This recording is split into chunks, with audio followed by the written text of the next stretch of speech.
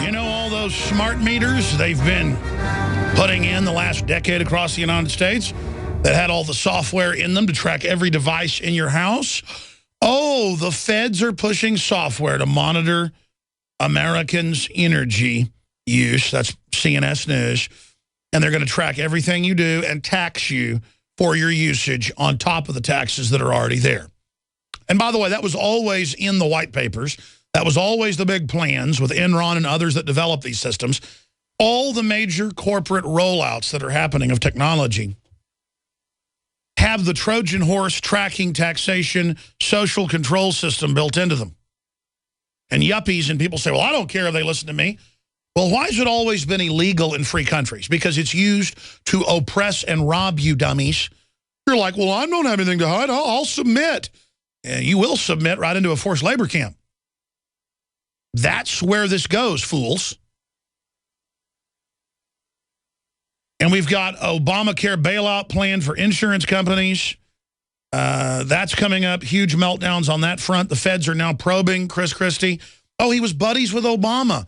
See how that turned out for him? See how that went? No honor among thieves. He'll be partially burned, but then still run for president and then completely drop it so that Hillary, one of the most unpopular people in America in a big Gallup poll yesterday, can be El Presidente. And why, if you don't vote for her, you're against women. And if you don't vote for Obama, you're against black people. No, I thought I was against having my guns taken and open borders and the end of sovereignty and being spied on. No, we all know.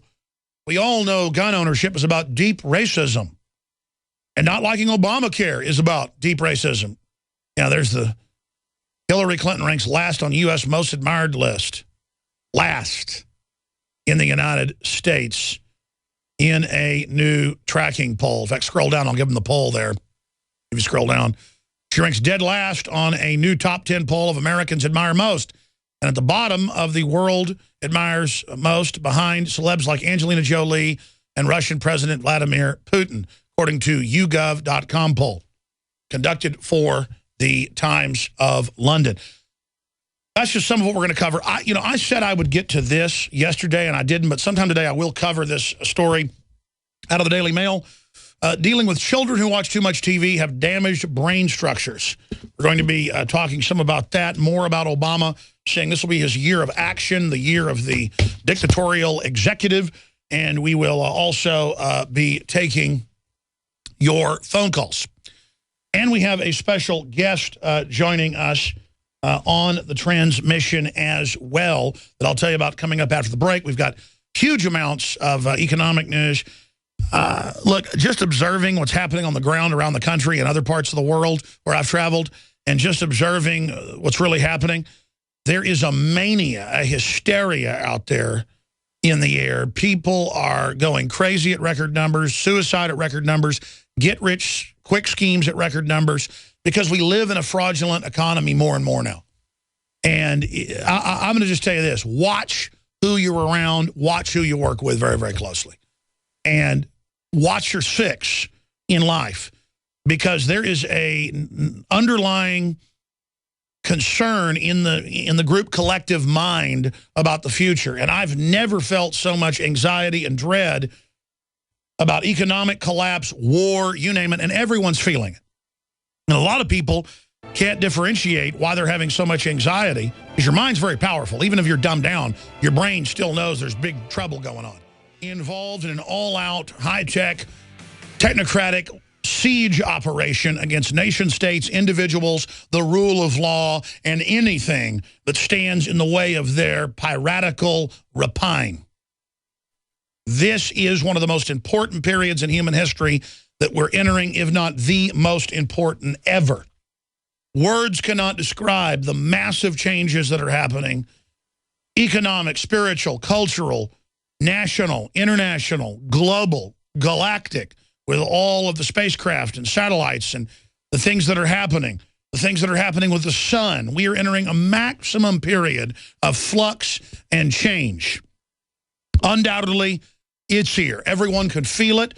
The average person cannot differentiate it from their own personal lives. And we are seeing meltdown levels throughout militaries worldwide, governments worldwide, corporations worldwide. Everything is beginning to melt down. It's all because the system's based on fraud now. Winners and losers are being picked by the globalists. They have hundreds of trillions of dollars a year to buy up the world, but it's not based in real manufacturing, real products, real ideas. They've had to sell a culture of fraud, lies, mental illness, and 2 + 2 = 5 to the world population to get away with all this corruption. But that virus of fraud has now entered the system. Computers are malfunctioning. Trains are crashing and exploding. More aircraft are going to be crashing. They already are. You're going to see more divorce. You're going to see more murder. You're going to see more corruption, get-rich-quick schemes, mass mental illness. There is a spiritual plague coming upon not just the West, but the world. Batten down the hatches, ladies and gentlemen. Get ready, because it's only going to get more insane from here on out, as I've been telling you. The top story up on Infowars.com, in fact, it should be red-linked. It's such a big deal. There in the featured news area, is China set to seize South China Sea by force. Now, this is in the big Chinese daily newspapers. Paul Watson's wife that works for Infowars.com is Chinese. That's how we're able to have these articles every week, because this never hits the Western press until we usually carry it. We take it, translate it, put it out. DrudgeReport.com picks it up to the middle column today, 5th story down. And then, only then, does it even get picked up. In fact, most of the time, if we report this kind of stuff and Drudge doesn't pick it up, it doesn't even get picked up in the dinosaur media. Drudge has to pick it up to force them to cover it. But Chinese troops to seize the islands back from Philippines. And that is in the Chinese-approved government publication. I mean, government-affiliated publication. I mean, that is, whoa, that is a big deal. And you've got U.S. ships massing in the area in the last year. I mean, this is a serious confrontation. This is a big deal. World War II, as you know, started for the United States when the Japanese began to go into the Philippines and other areas as well. This has happened before. I mean, I'm telling you, folks, this is how World War III starts. When you've got giant global bubbles of fraud and the Anglo-American banksters sitting on top of that, they will always push countries into war. And they've built up China. They're pulling the strings there.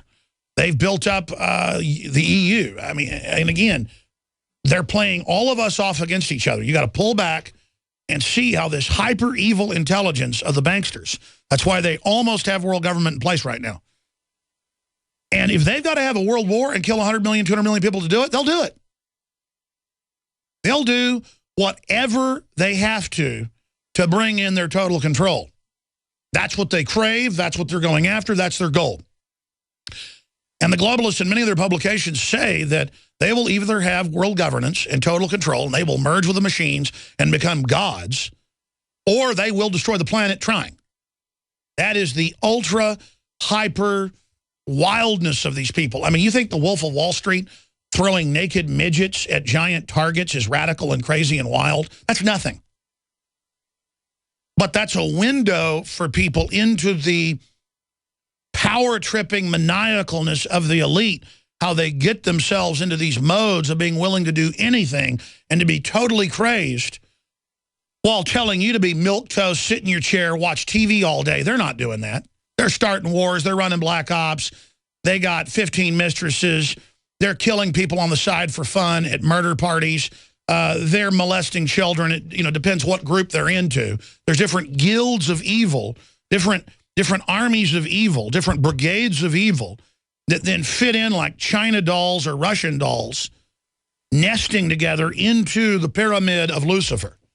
And it is the total weapon system that they have, and they're now deploying it with their legions of doom against us. I mean, this is real. Look at every ruling culture, look at every dominant, corrupt empire at the end. They were always running around, engaged in human sacrifice, hanging children from meat hooks, bathing in blood. I mean, if you see a movie like Dune and you see Baron Harkonnen go up, with his suspensor belts into the ceiling and have rotten blood dumped on him, and then he goes over and pulls a heart plug out of a man that he's about to have necrophilic sex with after he's dead. People think, man, how did that director, because they changed the book, come up with that? I've interviewed the director and talked to him off air as well. Well, they got all that from history. That's the type of stuff that the elites really do, ladies and gentlemen. That's how a corrupt elitist actually acts. And so you need to understand that. I mean, what did Jimmy Savile? People said a decade ago he was into dead bodies and raping little children and bringing them to prime ministers to have their throats slit. And I heard that and was like telling people that were on his guest, hey, don't say any more of that on the air. You don't have proof. I don't want to get sued. And then later, most of it came out. And now they've killed people to cover it up in England. I mean, they kill children, folks, and have sex with their dead bodies. Okay? He ran the major children's charity. And you could take one look at Savile, and he looked like the archetypal pedophile. And I'm not trying to scare you here, folks. You need to understand when good people stand down and do nothing, the most evil take over. It's automatic. It's absolutely automatic. It'd be like if you went and spread out your picnic blanket on a bed of fire ants that you hadn't gotten rid of. What's going to happen when you spread out your picnic blanket and pull your food out? The fire ants are going to crawl up on the picnic blanket. They're going to start eating the food, and they're going to start stinging you, saying, my food. You let tyrants take over, they're going to come on the picnic blanket, they're going to eat the food, and they're going to attack you because you're the enemy. So they're not just going to rob everything, they're going to exterminate good people. They're going to hunt us down. You see, you can't just give them the world and be lazy and think, oh, they'll just go off and feed on the weak. They're done. They've already fed on the weak. They want to bring down the big game. They want to come after other elites that aren't degenerate. That's their number one goal. They cannot stand the other elites they're surveilling that are not degenerate. And they fear them. They fear that, ladies and gentlemen. And I'm telling you, they're coming. They're coming, drums, drums, drums in the deep. And now they're here. And I've got so much news. I've already gone off on a jag on this point. Point is, Infowars.com, neocons call for U.S. military against al-Qaeda in Iraq, the very al-Qaeda that is openly funded by our government. And I love Kurt's article. It's excellent, but I think the sub-headline should be, neocons call for U.S. military action against al-Qaeda in Iraq. Sub-headline, problem, reaction, solution, or U.S. forces to fight al-Qaeda armed in Benghazi, something like that, because that's the big, and of course his article breaks that down, but people need to see it in the headline. I don't even have time to go in there as an editor with the InfoWars editor and talk to him about that headline. We're just working on better headlines that actually telegraph what the essence of what's going on, the incredible hypocrisy, so I just do it on air. Great article by Kurt Nimmo up there. The very al-Qaeda they've been arming in bases in western Iraq to attack Syria have now taken over Fallujah. And now it's an excuse for the U.S. to go back in again. See how this works? And continue to destabilize Iraq because the Iraqi government kind of kicked the globalist out and is trying to actually bring their country back. Oh, no, that's not allowed. Al-Qaeda is not just going to attack Syria and Egypt and everybody else to destabilize. And then when the Egyptian military fights back, our media is like, how dare them attack the people launching rockets at their helicopters and attacking their bases. And I'm not defending the Egyptian military, but you know they didn't want martial law there. They want prosperity, but they're having to fight off Western al-Qaeda who attack them. And our media, CNN, says they're the bad guys for fighting al-Qaeda. Well, it's the same thing. They've got al-Qaeda as agents of chaos. If you want to keep Syria broken in multiple pieces, Iraq broken in multiple pieces, you deploy the radical Islamic brainwashed robots, that culturally mind-controlled, perfect, idiot, useful idiots, to then attack everyone. It isn't that they work even for the West. They're empowered, they're funded, and then they're turned loose. They're turned loose like an elephant on PCP at a PTA meeting to attack everyone. And the globalist alt-right white papers on how they do this. Brzezinski wrote the Grand Chessboard in 1999, bragging how they would use al-Qaeda to bring down the world and bring down Western liberty, and how magic they were, and how his master plan from 1979 that was adopted is the key, and he's the smartest man in the world. And I mean, criminals love to brag, and I'm sitting here looking at this. That's how dumb they think you are. I mean, all you got to do is pull back and see how these people operate. They're attacking everyone. They're attacking all countries. They're attacking everyone. They're even attacking themselves because they're evil. They come to what? Kill, steal, destroy.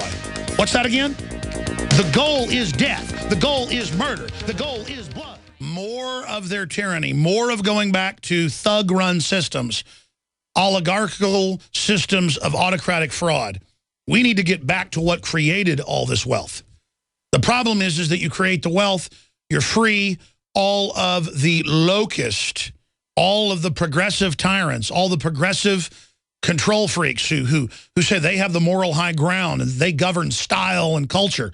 They then move into areas that you've built up. Texas is evidence of this, and then try to take your guns and try to bring in high taxes again and try to wreck everything and fet the nest. Spew their scrofulous pus all over the nest and then flap off to the next victim. And they're so cyclopsian in their total myopic tunnel vision that they don't even know what they're doing. Forgive them, Father. They know not what they do. The hordes of dumbed-down, slobbering goblins that are the general public that serve the system, a large portion of humanity, verging on a majority. It's in the high 40s in my dead reckoning guesstimation, are a torrent, a beam of scum, a energy weapon, a directed energy cultural morass that is spewed out as a weapon system, a burrowing system for the worms of the New World Order that follow it. Then you've got the dark generals, the social engineers, perched up above it, commanding the tempest of evil that they direct. And though I wax poetic, that is the only way to describe this great evil we face. And I mourn every day what we're going to go through. We have only seen the beginning. We have only begun to enter into this system. This is a short segment. I'm going to focus and come back and tell you the guest that's coming up and get into all the news. And there is just so much of it, ladies and gentlemen. Again, here's the Infowars.com headlines. Neocons call for U.S. military action against al-Qaeda in Iraq, the same group that they built bases in western Iraq for to attack Syria. China set to seize South China Sea island by force. The United States and others said they will respond with force, and, well, that's World War III. That's in the major Chinese newspapers, not being reported here in the United States, except for Infowars.com and DrudgeReport.com. Why the risk of world war is rising. Washington's blog breaks down a bunch of different pieces of data. The number of working-age Americans without a job has risen by almost 10 million under Obama. Absolutely. Over 100 million people are out of work.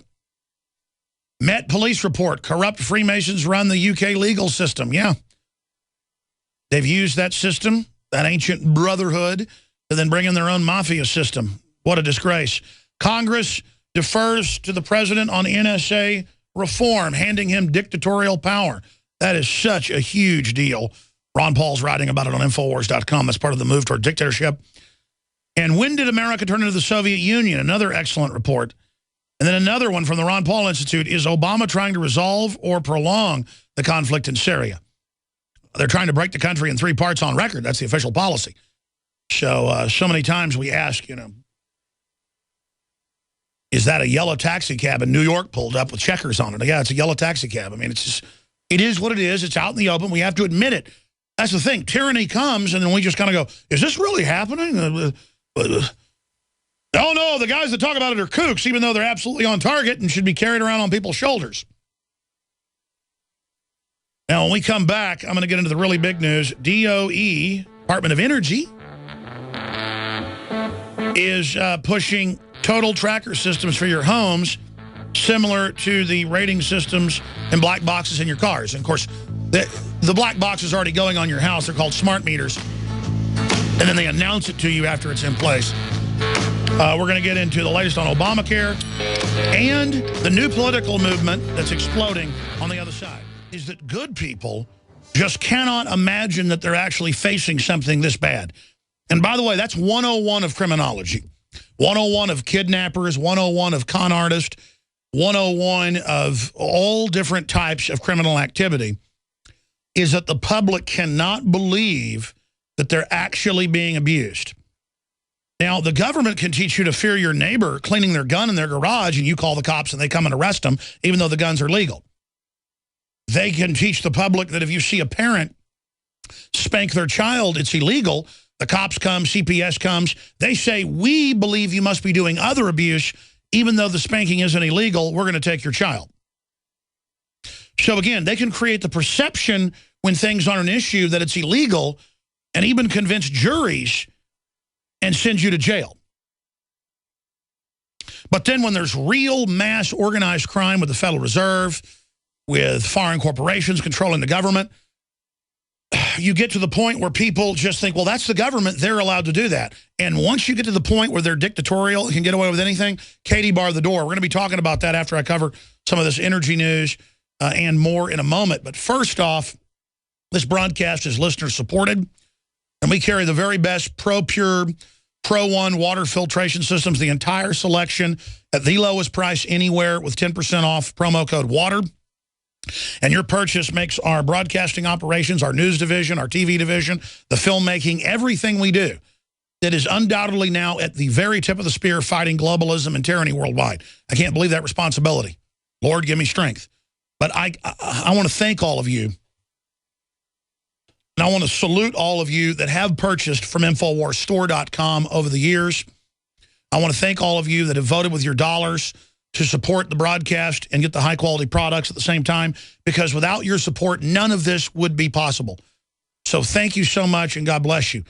Check out the even wider selection. They've got some new products out on Pro One with the Pro Pures at InfoWarsStore.com, or call toll-free, and our great crew can answer your questions and help you get an order in or not. 888-253-3139, 888-253-3139. Now, again, it is absolutely essential, ladies and gentlemen, that you also check out the incredible products at InfoWarsLife.com, like the Fluoride Shield that has the 5 key ingredients with the nascent iodine all in one double-sized 2-ounce bottle that with a fusion is able to really protect the thyroid, draw out the toxins, the heavy metals, the fluorines on the halogen table. Such an important development. Fluoride Shield available at InfoWarsLife.com. We have the nascent iodine as well. More of it comes in a couple days. You can order it. And essentially, we're not back ordered anymore, but technically we are. It'll be shipping out by the end of the week. Survival Shield, more of that coming in the next few days. InfoWarsLife.com, the pure proprietary nascent iodine Survival Shield, InfoWarsLife.com, or 888-253-3139.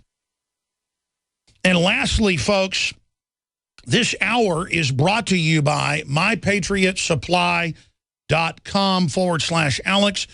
The highest quality storable foods. We only go with the best companies. They're Patriots, MyPatriotSupply.com, and they have all the highest quality things like Life Straw, Survival Seed Vault, same stuff we sell. And why is that? Because we only sell the best stuff too. The point is they're great folks, have really low prices, and the very best storable food, non-GMO, super high quality, biggest selection. Again, MyPatriotSupply.com/Alex, and they make this hour possible. Okay. I want to give the phone number out for first-time callers today who are in radiology or who work at nuclear power plants or who have worked at nuclear power plants, because I'm going to cover some other news. We're going to take a raft of calls at the start of the next hour on this, but you can line up now. We may even go to you in the next segment. But I specifically want to hear from radiologists, nuclear physicists, plant workers, decontamination specialists. I've interviewed physicists, scientists, you've heard them, but I want to get your perspective on some areas of the West Coast having 1,400% higher increases of normal background radiation. 1,400% than what's supposed to be normal. Other areas, 100. You have 100 millirads, so that's only triple what it's supposed to be, roughly.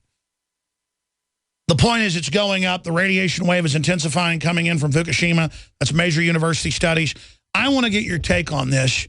Do you really think this is a big deal, or what would you do if you were on these areas of the West Coast? Bottom line, all the local health departments should be out there with Geiger counters and then giving people the numbers and then at least giving them the option to move back from the beach. The good news is areas like Santa Cruz, where we're on the radio, don't have any higher levels of radiation. But then you go up the coast, or Monterey Bay has a little bit of an increase. The Redwoods have a doubling. If you're around San Francisco, it's 1,400%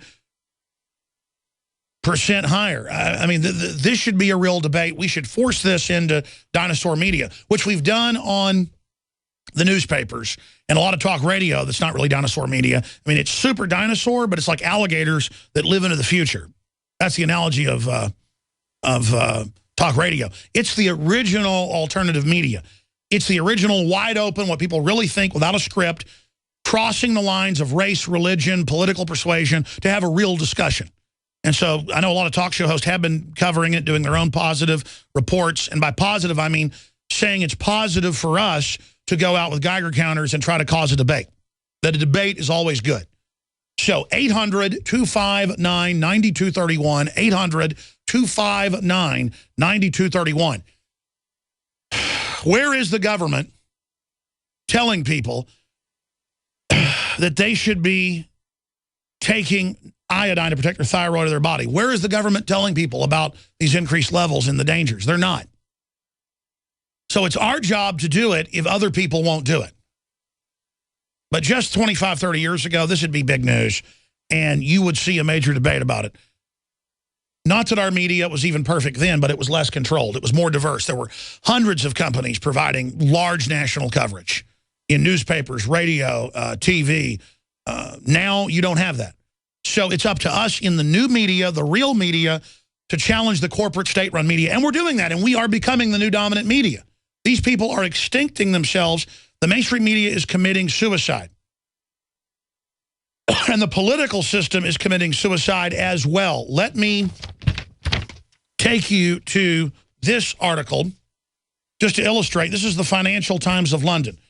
And you've probably heard me say this 5,000 times in the last few years, but here it is in the establishment publication. The tide is rising for America's libertarians. The new spirit is rising. Climate of anti-politics has become an attitude rather than a movement. And that is so dead on with what Edward Luce just said there. It's an attitude. We've already won the hearts and minds. The people at the Pentagon don't want to sell America out, even high level. It's suicide. Even if you're somewhat corrupt, and a lot of them are, you don't want to destroy the country. You don't want to destroy where you live, the tree you're sitting in. And now that it's gotten so bad, people in the corporate structure, governmental structure, Pentagon structure, our religious structure are now starting to go, man, do we really want to gut America for world government and get screwed in the process ourselves? I mean, they're now down to bite the bullet time. It's now down to really killing America. And when they've only gotten us sick and debilitated in a position chained down right now to do the dirty work. And it's going to be, they're going to take their time carving us up. We're talking blowtorches. We're talking pliers, societally. I mean, the globalists, that's the goal, is gutting us. That's what they want. That's not in the way of their goal. The goal is rampant death and insanity, French Revolution garbage. This is a Jacobin operation, 110%. You want to say what the New World Order is? It is the Jacobin Society, or you know them as the Illuminati, a real group who took a fake revolution against tyranny that was already there, the monarchy, and brought in something 25 times worse. Our revolution did not go the same direction, and George Washington fought the Illuminati, even though he had been a proto-member of it. Yes, George Washington, the evidence is overwhelming, was offered the command of the Illuminati, and that's why the King of England called him the greatest man alive in the world after he defeated the British, was offered kingship and said no, was offered the head of the Illuminati, which at one level was trying to overthrow the British Empire, not to get rid of it, but to take control of it. by a Luciferian group, and George Washington said, I stand against the monarchy and I stand against the Illuminati. I mean, what an incredible individual. I mean, that is amazing. That's why I like George Washington. And nobody will tell you this stuff. Nobody will tell you the real secrets. They're not even secrets. They're there in the historical record. And the King of England just could not believe the incredible goodness of this. And even though he was inbred German Transylvanian royalty and had all these issues, he literally became a worshiper of George Washington at that point. And how could you not admire something like that? Offered kingship over North America. Turns it down. Offered kingship worldwide of a movement to create a new Illuminati royalty elite. Turns it down. Offered double kingships, turned them both down.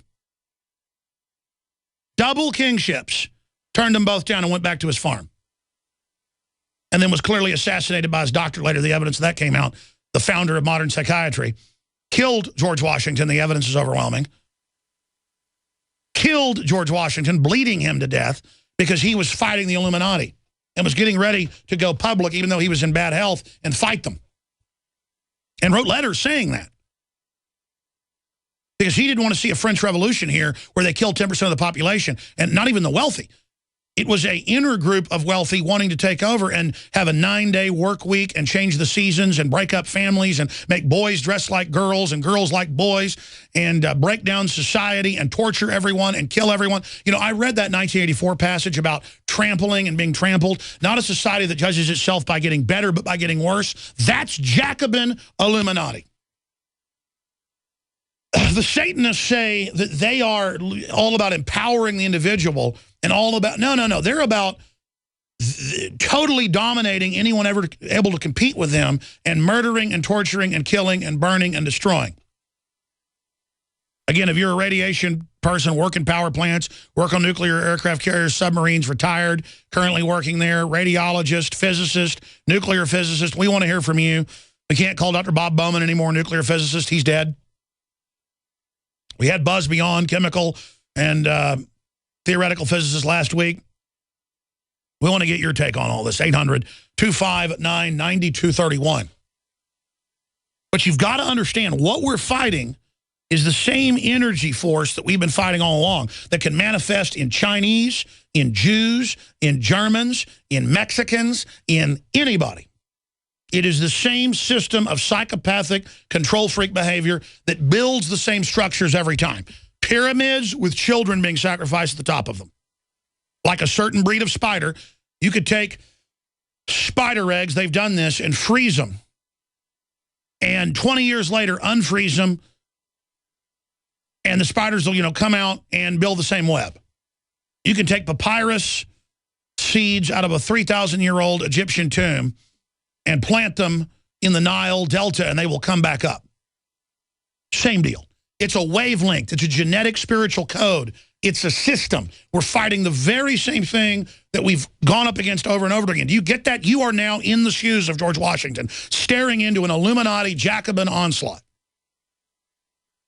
Again, the minute we launched our revolution, of course, they had double agents in our operation as well. This is our ancestors, but I'm speaking for them. You can speak for them. You are them. You understand that genetically? You are them. You to your mother, your father, back physically in a connection to your ancestors. Like electricity through time, genetics is actually a projection like a particle beam traveling through the space-time continuum. And you have to decide to allow that spiritual charge of goodness from the past to then be risen up to fight the evil that is also transmitting the same way through its agents. And this isn't even spiritual or new agey stuff, folks. This is epigenetic facts. This is a reality. And I've got all this news I haven't even gotten to yet, and I said I'm going to get to your calls. The point is, the tide is rising for America's libertarians. New spirit is rising. Climate of anti-politics has become an attitude rather than a movement. It's not anti-politics, though. It's anti-fraudulent, manipulated left-right control by the globalists that Carol Quigley wrote about. There's an awakening to that across the board of live and let live. And the system doesn't like it. It's trying to figure out how to hijack it and turn it into a French Revolution instead of our 1776. The minute our forebears launched a 1776, they launched a 1776 in Ingolstadt University in Germany, into France, into England, using the Masonic order as a medium, like cuter in a petri dish, to grow.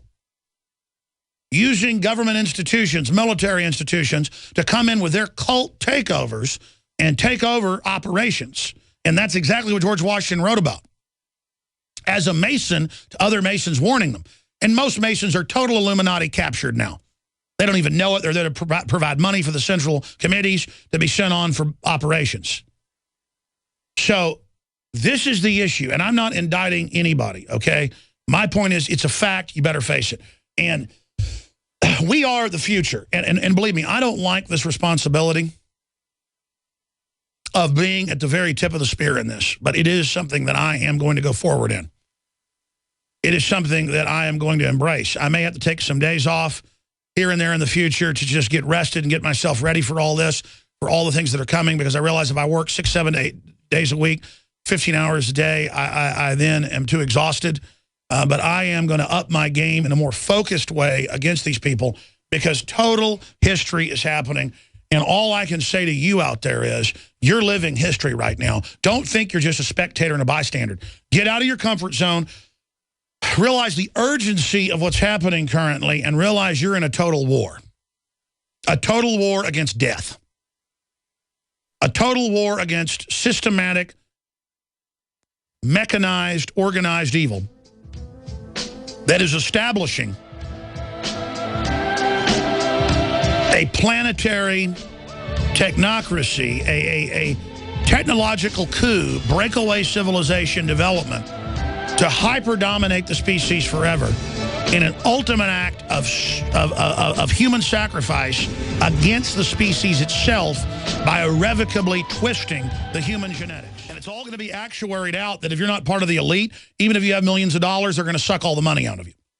The technocracy is about being able to selectively enforce total evil, total siege, because they enjoy it. We're going to get into the feds beginning to probe Christie. That's like Satan probing one of his lower minions. We're going to get bailing out health insurers and helping Obamacare. Oh, now to make it work, we don't just give them double or triple money. You bail out the insurers and give them more money. Oh, it's so liberal. That's why all the big rich guys funded Obama, because they wanted to give you free health care because they loved you. And if you don't like it, you're racist. I mean, does anyone really believe this? Well, you're now believing the doubling, tripling your rates, aren't you? We're going to be getting into that.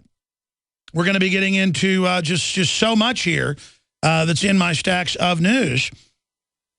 We're going to be breaking it all down, ladies and gentlemen. And meanwhile, the communist Chinese and the globalists are talking about having a war with each other in the South China Sea. That's up on Infowars.com. Red linked. I mean, I know it's not as important as the playoff game last night, but, you know, if there is a nuclear war, it might be almost as important as a playoff game. Also, future sheriff says protesters should be exterminated in gas chambers. That just broke. Neocon calls for U.S. military action against al-Qaeda they put in charge in western Iraq. Oh, yeah, all just very wonderful. So right now, let's go to your phone calls here. Heather in Wyoming says she's a radiology tech. I wanted to get her take on the radiation levels being confirmed by the health departments out in California. Bless you, Alex Jones. I want to first say that radiation exposure is linear and non-threshold, which means, you know, even a little bit amount of radiation, there is a negative effect somewhere that can accumulate. Secondly, that radiation exposure on the West Coast, it's low dose of an unknown particulate matter, and it's going to be a chronic exposure. Now, we don't have a whole lot of science on that in itself except for Chernobyl, but there's a prodromal period and a latent period with radiation exposure, and I would say we would see negative adverse effects much later, like clusters of thyroid and bone cancers, breast cancers, cataracts, leukemia. that will happen probably much, much later in time. So it's very difficult to say, and we need more information about what these particles are. Exactly, and that's something that major media with huge funding, major newspapers, health departments, state governments, federal government should be responding to. Instead, when we force this out in the open, with Infowars.com and DrudgeReport.com and others talking about it, they just go, okay, it's increased, but we're not going to investigate why. And it's that attitude of we never look, the dust at the World Trade Center's not bad for you, but they knew it was bad and covered it up. Agent Orange isn't bad for humans. They knew full well it would kill them. I mean, it's just this evil attitude that's increasing. Well, I agree, and that's all I really have to add. We need to get more information before we even speculate on what can happen. And but it's not good. I mean, I'm taking your nascent iodine. I've been taking it, since you started it out, and giving it to my family. And that's about all that I can do. Absolutely. We'll be right back. Stay with us. Thank you. Well, if you just joined us, China set to seize South China Island by force from the Philippines. That will undoubtedly trigger military action by the West. That's being reported in major publications in China that are government approved. So this is a huge escalation. That's up on Infowars.com. Coming up at the bottom of the hour, we have a doctor popping in to give his take on the increased radiation levels coming in from the new Fukushima wave. We're getting a short report at the start of the next hour. We'll get a few more this week and then move on. But I'm just simply trying to ascertain how serious the radiation waves coming in from Fukushima are on the West Coast. And we found up to 10 times ourselves of normal background radiation, or 1,000%. Others have found 1,400%. The health department confirmed 500+%. In one spot they checked, said it's no big deal. And in the past, this would be a big deal. That's been confirmed. So we're there focusing on it. But we're going to continue with your calls, get into a bunch of news this hour, obviously on a host of issues. But let's go to Justin in Washington. Says you work for a company that builds the pumps for reactors, and is going to give his take on this situation. How big of a deal is this, or what do you think is really going on here? Well, Alex, I was living over in Tri-Cities, and I was working for a company that designed the pump and treat system. And, I went out there, I did the B reactor tour. It was just incredible on how much work went into that. But I really didn't, they really didn't tell you exactly everything until I moved out of Tri-Cities. And then I heard I was listening to the radio while I was driving the moving truck out of Tri-Cities. And it's funny how much they talk about Hanford outside of Tri-Cities. When you're living there, they're yeah, you're good. But then once I moved over to Seattle, I actually got to hear the people talk about oh no, the leaks are, they're leaking and it's not very good. And I was cracking me up. Well, that's the attitude, even with DU, with the troops, is this is nothing to worry about. This is no big deal. But 25, 30 years ago, they wouldn't let them use DU, saying that low exposure would end up killing you. But it kills you 25 years later, so you don't get blamed for it. It's called soft kill. Appreciate the call. Let's talk to the Nothing, radiation technician, radiology technician in hospital. What's your take on this? Well, my take is the Lord says the meek shall inherit the earth. He said he'd sent his angels down to cast out demons. Well, what makes you think those angels aren't human beings? Well, sir, I appreciate your call, but we don't screen calls unless it's on a subject. And then when I open the phones up on that subject, I wanted to know from people that worked in hospitals or nuclear reactors or nuclear submarines or people that are nuclear physicists what your take is. We have a wide, diverse audience, and I want you to leave the phones open for those folks that want to call in on a real topic. 800-259-9231. Now, when we have open phones to talk about anything in a free-for-all, you're welcome to call in about angels. But 800-259-9231. We're going to come back from break here and talk to Ralph, who was a nuclear worker, Frank, who was a heavy or Navy nuclear tech, and then we'll also talk to Frank in Michigan, Brian and others to get their takes on this. I really want to hear your perspective from different fields that deal with radioactive substances. 800-259-9231. We only do this a few times a week when we open the phones up on a particular subject, so please folks. So you're not going to get on air and then talk about whatever you want. I'm going to crack down on all the craziness. Okay? I mean, it's that simple. I've always prided myself on not screening calls, but when the show gets this big and you got a bunch of people calling in to try to derail the program, we're not going to let you do that, okay? We're done. All right, we'll be right back with serious callers on the other side. And just huge news on Obamacare, Chris Christie, what television does to your children's brains, and so much more. War on corruption, crashing through the lies and disinformation, Monday through Friday, 11 a.m. to 2 p.m. Central Standard Time, coming to you from deep in the heart of Texas, Austin, broadcasting worldwide. Thank you so much for joining us. Now well into the second hour, your phone calls from nuclear technicians in the Navy and radiology workers on the radiation wave now slamming into the West Coast. We're continuing our coverage and investigation of that, and I want to hear from you if you think it's a serious threat from the different reports that we've gotten with our own Geiger counters, with our reporters that are popping in at the beginning of the next hour. And what your take is on all of this. But there's going to be a ton of other news we're going to cover in the meantime. Let me hit some of that right now. Again, I covered this last hour, but I want to mention it again now. The tide is rising for American libertarians. Financial Times of London. The new spirit is a rising climate of anti-politics has become an attitude rather than a movement. And it's true. What you call libertarians are people that are live and let live. They're just humans. They don't want to fight with people. They don't want racial politics or party politics. They want freedom. Whether it's guns or whether it's drug decriminalization or whether it's not having regulations on haircutting places or peace, they're just Americans. They're Renaissance type people who are true classical liberals like Thomas Jefferson. That's what it is. Common sense.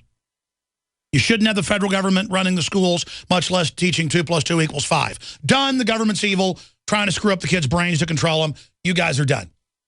Big Pharma comes out and admits their plan under the New Freedom Initiative 10 years ago when it started was to go from 10% of kids on psychotropics to 20%. And in the next decade, we're now 4 years into that, they wanted to go to 50% on psychotropic drugs. And then finally, they want to go above 90% on the drugs. And that got leaked by people that were part of the New Freedom Initiative on the board saying this is evil. This is a diabolical plan. And my point is, the fruits of this are as bad as it gets. I'm going to cover this more in the days to come, but this is a big issue and it shows where things are going. There's another article that's up on Infowars.com that is so incredibly important by Ron Paul. Congress defers to president on NSA reform. It is Congress's law enforcement edict to actually create the laws and then enforce on the executive and the rest of the bureaucracy via control of the purse string, the implementation via the purse string to enforce the Constitution and Bill of Rights. And they're not doing that. And so this is such a big deal to have Ron Paul come out and expose what's happening here. We need to understand it's part of a larger program. It's part of a larger takeover. Here is the article in the Washington Times. Year of action, Obama vows to act on his own when necessary. And you have Congress coming out and saying, well, we're just going to let you do whatever you want. Passing the buck, supporting dictatorial movements in the executive. And it's a big deal to have Ron Paul call this what it is, tyranny. It's a big deal to have Ted Cruz come out and call Obama dangerous and frightening. Because that's what it is. And you're like, but why is it a big move for them to tell the truth? Because we have to up our rhetoric to reality. When things are sensational, when things are out of control, when things are crazy, when things are incredibly oppressive, we have a responsibility as a nation, as a people, to then tell it like it is. Now, getting into some other articles so people understand what we're facing. Department of Energy plugs energy rating for homes similar to MPG rating for cars. And then again, they won't let homes be reinsured or worked on or upgraded or changed under Agenda 21. This has already been done in Europe and Australia. They literally have zoning police, green police, you name it. And then they can add fines, fees, regulations.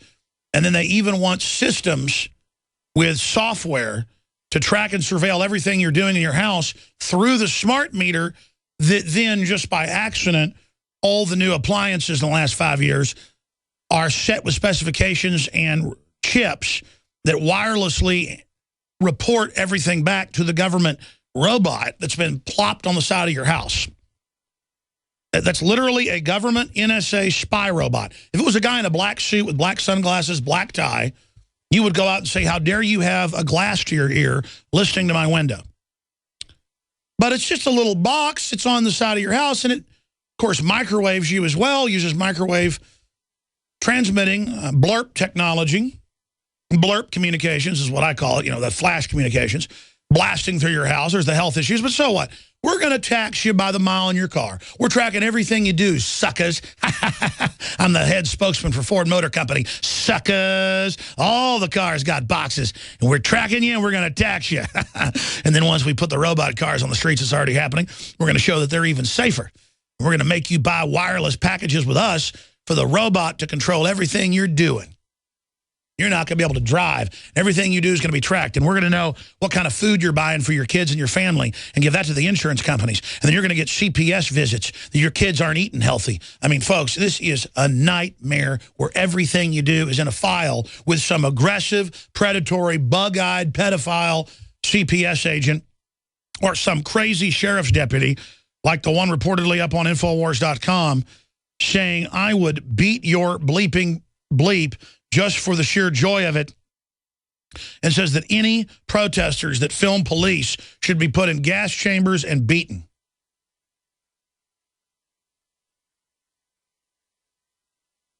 I mean, this is the type of stuff, folks. This is because they go now in these major globalist cities, and they're hiring now people that are goons and who literally want to be able, with overwhelming force, with everybody else's hands tied, knowing you're facing felonies, to beat you and attack you, and then charge you with a felony when they attack you. And this is how North Korea works. This is how Mexico works. This is how we now are going to work. Now, there's an internal fight inside the police forces nationwide, and some departments are really good and honorable. And they're pretty much either good and honorable or they're pure evil. There's not really a lukewarm anymore. It's just either going to hell or the police are circling the wagons and fighting the federal takeover and trying to be human beings. But I just cannot explain to you how serious the situation is. Let's go back to your phone calls. Ralph in Oklahoma, and then we'll go to Frank in Texas. Ralph, you say you're a nuclear worker. What, a nuclear power plant? Worked in the power plants. Did a lot of inspections for Sequoia Fuels Corporation, the old Silkwood place. Inspected Pine Bluff. Inspected in Connecticut. What can I do? What can I tell you? Well, no, I wanted to ask you. I mean, is 1,400% higher radiation in San Francisco beaches? Is that an issue? In the past, that they would make a big deal out of it. I talked to the radiation specialist, the radiologist. They say that in the past this would be a big deal, but now there's a touchy-feely attitude that, like Ann Coulter said, maybe it's good for you. What's your take on that? Well, if it's that much, the new commission over it be shutting things down, doing something with this. As you said, I'm not that educated on the iodine. I've had some friends into it telling me about it. I guess people need to take this upon their own because you don't know unless you can buy you a survey meter, which y'all are calling a Geiger counter. There is. So you can buy those relatively cheap if you're out there. I'm surprised that California's letting this go on as stringent as their laws are, because they had been on me a few times over my inspections out there and saying I couldn't do that. I had to rewrite reports and things before they would accept stuff. Well, see, they're just covering their butt to act like they're trying to protect people. But then, yeah, they don't want to have to go out and clean up these beaches or go and find out where it's really coming from. They just want to deny it because there's not some private contractor that they can harass. Let me guess, you're a private contractor. These are government people that are harassing you. Yeah, the government be all on you. I talked to a person who was in the government pretty heavy, and they had said we were talking on the phone. I told him, well, I'm a nuclear worker, and used to call me the Cobalt Kid. I was into it so much. He said, I think we need to get off the phone now. Don't be telling anybody that you were a nuclear worker. The government is going to be on your butt. I mean, when you need the government in there over some bad stuff, they're actually hurting people, overexposing people, they didn't give a rat's ass. But now, if you made a little bit mistake, they'd be on you. They'd be on you like white on rice. Oh, yeah, I know, because they want to cover their butts when everything starts melting down and falling apart because they're letting these plants go 35, 40 years when they're only supposed to go 25, 30 years. And so that's what this is. The bureaucrats are just going to scapegoat people that didn't dot I's, cross T's when you were told to do that. And exactly, they're going to scapegoat you guys. That's absolutely how this works. Yeah, that went on too much because if you like making your big money, which the nuclear workers, the inspectors and things out there be laughing at this. If you want to make that big money, keep your mouth shut, do your damn job. Or we can get somebody, there's another person in line here. I've seen so many people they've drug off the streets and put in these places that didn't know a rat's butt. I took the grief to get into this, and these people didn't do nothing 3 months on the deal. They're shooting gammies. Now I hear they have homeless people. Nothing against homeless folks, but I don't want them doing brain surgery on me, doing the cleanup at Fukushima. That one rod touches, it all blows up. And so the answer is send in elderly homeless drunks to do the inspection. Thank you so much. We'll be right back. The Pacific in Japan continues to melt down. And we're going to shift gears into some other news coming up later as well. Most of the third hour will be geopolitical news, Chris Christie news. And even though this Chris Christie thing is a diversion at a certain level, it's an illustration of the arrogance and corruption. And now the feds are probing Christie. And the fact that this is the supposed front runner for the Republicans, an anti-gun, open borders thug, just shows how they just put forward John McCain or whoever they want and put forward Hillary, who's incredibly unpopular, because it's a ruling, corrupt group that's hijacked the country. And I know you know that, and all the numbers show that. And even the establishment publications, like the Financial Times of London, say the government's discredited. No one likes the government. People are sick of fighting with each other. They believe that they have a criminal system and want to change it. And people want freedom. Not, you're racist if you don't want Obamacare. You're racist if you don't want to turn your guns in. People are smart enough to go, I'm racist if I don't turn my gun in? Black people and folks are smart. They're going, what's a gun have to do with that? I need a gun to protect myself. Now everybody realizes Obamacare is a big screw job, and people that were against it weren't against it because they were racist. They were against it because they knew it was a horrible screw job. And so it's just the baloney isn't working anymore is what I'm getting at. Let's go to Frank in Texas, nuclear Navy tech. What is your take on this? Should we not make a big deal out of this and try to get a national discourse going on the radiation wave as I'm trying to do, covering this every day lately? Or are we on the right track from your perspective, Frank? Well, I think it's a huge deal. We treated every drop of radioactive substance as a major deal. So basically, if the levels are where they're at, we should really be treating it like a contamination area, a controlled contamination area. And I don't think that the government wants to admit to it because who's going to pay for it? It's going to cost too much money.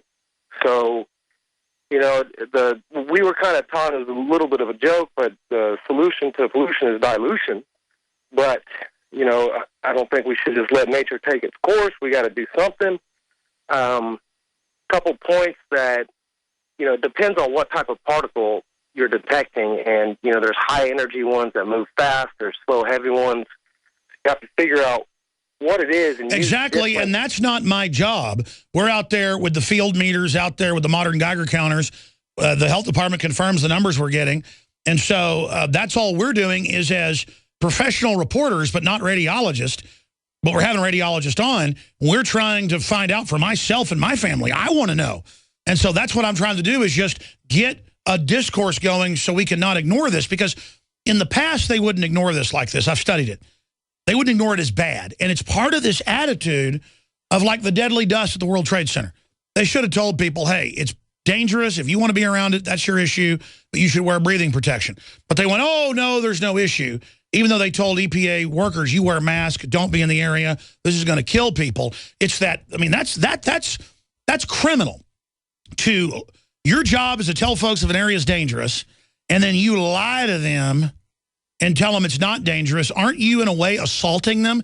Isn't that a form of murder? Frank? Commonality between the public. They don't want to know, and they don't want to deal with it. So there you go. Well, you know, I think you're right. I think a lot of it is the public has a attitude of giving up, and so they're not upset. They're not pushing. And a fish doesn't just rot from the head. It can rot both ways. I agree that it is the general malaise of the public that empowers all this evil. What do you think we should do? I guess, you know, continue to use different types of detectors, warn the public, time distance shielding. Limit your time, stay away from it, and wear clothes. You know, clothes will stop some of the particles from actually absorbing to your skin, just like, you know, going out in the sun. One kind of tidbit, the average person receives, you know, a couple hundred millirem a year just from the rocks in the soil, and that's particularly from radon. You know, so you could limit that exposure by just wearing clothes and staying away from the beaches that have the higher amount. And protect your thyroid with things like iodine. Do you agree with that? Exactly. Big time. Oh, yeah, I take Survivor Shield, Fluoride Shield. I try the Vitality. That stuff's great. I'm waiting on another delivery, though. So. God bless you, brother. I really appreciate your support. We'll be back at Al-Qaeda. When our government's been funding Al-Qaeda, protecting Al-Qaeda, giving them amphetamines, medium weapons, anti-aircraft weapons, Benghazi, the whole 9 yards, to attack the entire region. And the goal is destabilization. So you put Al-Qaeda in place, so you can then come kick them out. It's incredible. Absolutely incredible. So I'm going to break that down as well. Dr. Rick Davis is an MD. He's headed up a whole bunch of well-known biotechnology and pharmaceutical companies with numerous U.S. patents and trademarks under its belt. Ogenix.com is the website, OGENX.com. And he served as lieutenant commander of the U.S. Navy and worked as an emergency medical physician, naval flight surgeon at Navy SEALs, you name it, and hyperbaric diving medical officer. He received his MD from the Medical College of Virginia with honors in 81. He graduated magna cum laude with a BS in chemistry from Old Dominion University in 77 when I was 4 years old. I guess 5 years old. No, I was about 4 years old then. Point is that, or even younger, 3 years old. But he joins us for the balance of this hour to give us his take on 91% of nuclear reactors leaking now. That's according to the UN. They just don't seem to care anymore. They don't care if the troops are in and around DU. Don't even decontaminate them now. Didn't even used to let them use it till 1990. Hard to believe it was that many years ago, 24 years ago. And it's just a total culture shift. So I've had Dr. Doug Rockey, the former head of the DU program, on, who wrote the book before they even used it on DU. And he says absolutely don't use it. And we're not talking about DU today. The point is that it's not just about radiation hitting the West Coast or coming over in the air all over the U.S., Canada, you name it. In the Northern Hemisphere, more than double the radiation it was in 1945. It's about an attitude across the board of not caring about the increased radiation levels, not about GMO, sterilizing the lab animals, not caring about what the fluoride does, and turns out it's on purpose. What does he think, is a really educated, smart guy? He's been on the Nightly News with Leanne McAdoo last week. What does he think the danger is? Where does he think Fukushima is going? Because he studied it and also obviously been in the Navy. And what does he think this is all indicative of? Is this just mass mental illness? Or is it orchestrated? We know part of it's orchestrated. Or are the mentally ill people believing that they're in control, as many crazy people do? So there's a method to the madness, but it's still madness. I mean, where does he think it's all going? So what's happening? Who's behind it? And where does he think it's going? Thank you so much for joining us here on the transmission today. Again, the website is OGENX.com. Dr. Rick Davis, medical doctor. Thank you for coming on. Thank you, Alex, for having me. It's great to speak with you. And you asked me a very broad question. You asked me, where do I think this is going? Who do I think is behind this? And what is the end game? And I personally believe that the same people that are behind the nuclear disaster, which you've mentioned in a number of areas, you know, the leaking plants, Fukushima itself, DU, etc., and the entire atomic energy system is coordinated and manifested by the same people who are in control of everything else. The GMO, all the soft kill that's going on across the world is orchestrated. It has to be. These things don't happen by accident. You don't have to, you don't by happenstance get a waiver to put a nuclear station on a fault line. That doesn't just happen by magic. There has to be a coordinated effort of people to do this. And of course, it is the epitome of insanity. And I believe that the people who run this planet are, in fact, psychopaths. We've talked about that before. And I believe that if you were to look at the total spectrum of the different ways that they would want to take control of society to bring about this utopia that they perceive as the New World Order, you know, a single government, single currency, single religion, single science, those people would look at every opportunity. I mean, these are very, very smart people, far smarter than you and I. And they would look at how can we go about accomplishing this plan. They'd put together extensive business plans. They'd run computer simulations. They would figure out what are the best ways to accomplish the things that we want. And they'd have a plan A, plan B, plan C, a whole tiered structure of countermeasures to the actions that those of us who are sane and human and want a better life for ourselves and our family, they would have means and methods put in place. They'd have strategies. They'd have, all of the logistics and everything put together in order to try and combat common sense. And I think that that's what we're seeing. I mean, take Fukushima, for example. Here is a perfect situation where you have the perfect storm. You have an incident which I still am not completely clear that this was an entirely natural event. There have been a lot of reports by alternative media sources who claim to have more information than I do personally, that this may not have been an entirely natural event. And if that's the case, it would be put in the category of a false flag, much like a 9/11, where the plane is the deception, and the deception comes in, and then the buildings come down. But the buildings obviously were detonated, and that's been proven, I think, beyond a shadow of a doubt from any scientific perspective at this point. Sure, and it shows just the mass mental illness, but a lot of psychopaths and other forms of mentally ill people that have high intelligence, they will tend throughout history to develop crazy plans. And now they've got movies coming out about people in love with their computers, about Johnny Depp uploading his brain into a computer. This is all Ray Kurzweil. This is all Google. This is all DARPA. This is what they said in the 30s they were going to do in all their white papers, and you've got to hand it to them. They've actually built it, so they don't care. In fact, they want the radiation to increase. They want the GMO to wreck the Earth because they believe they're going to have such advanced genetic technology and also nanotech and to be able to merge these systems and create a new world and basically create unlimited planets.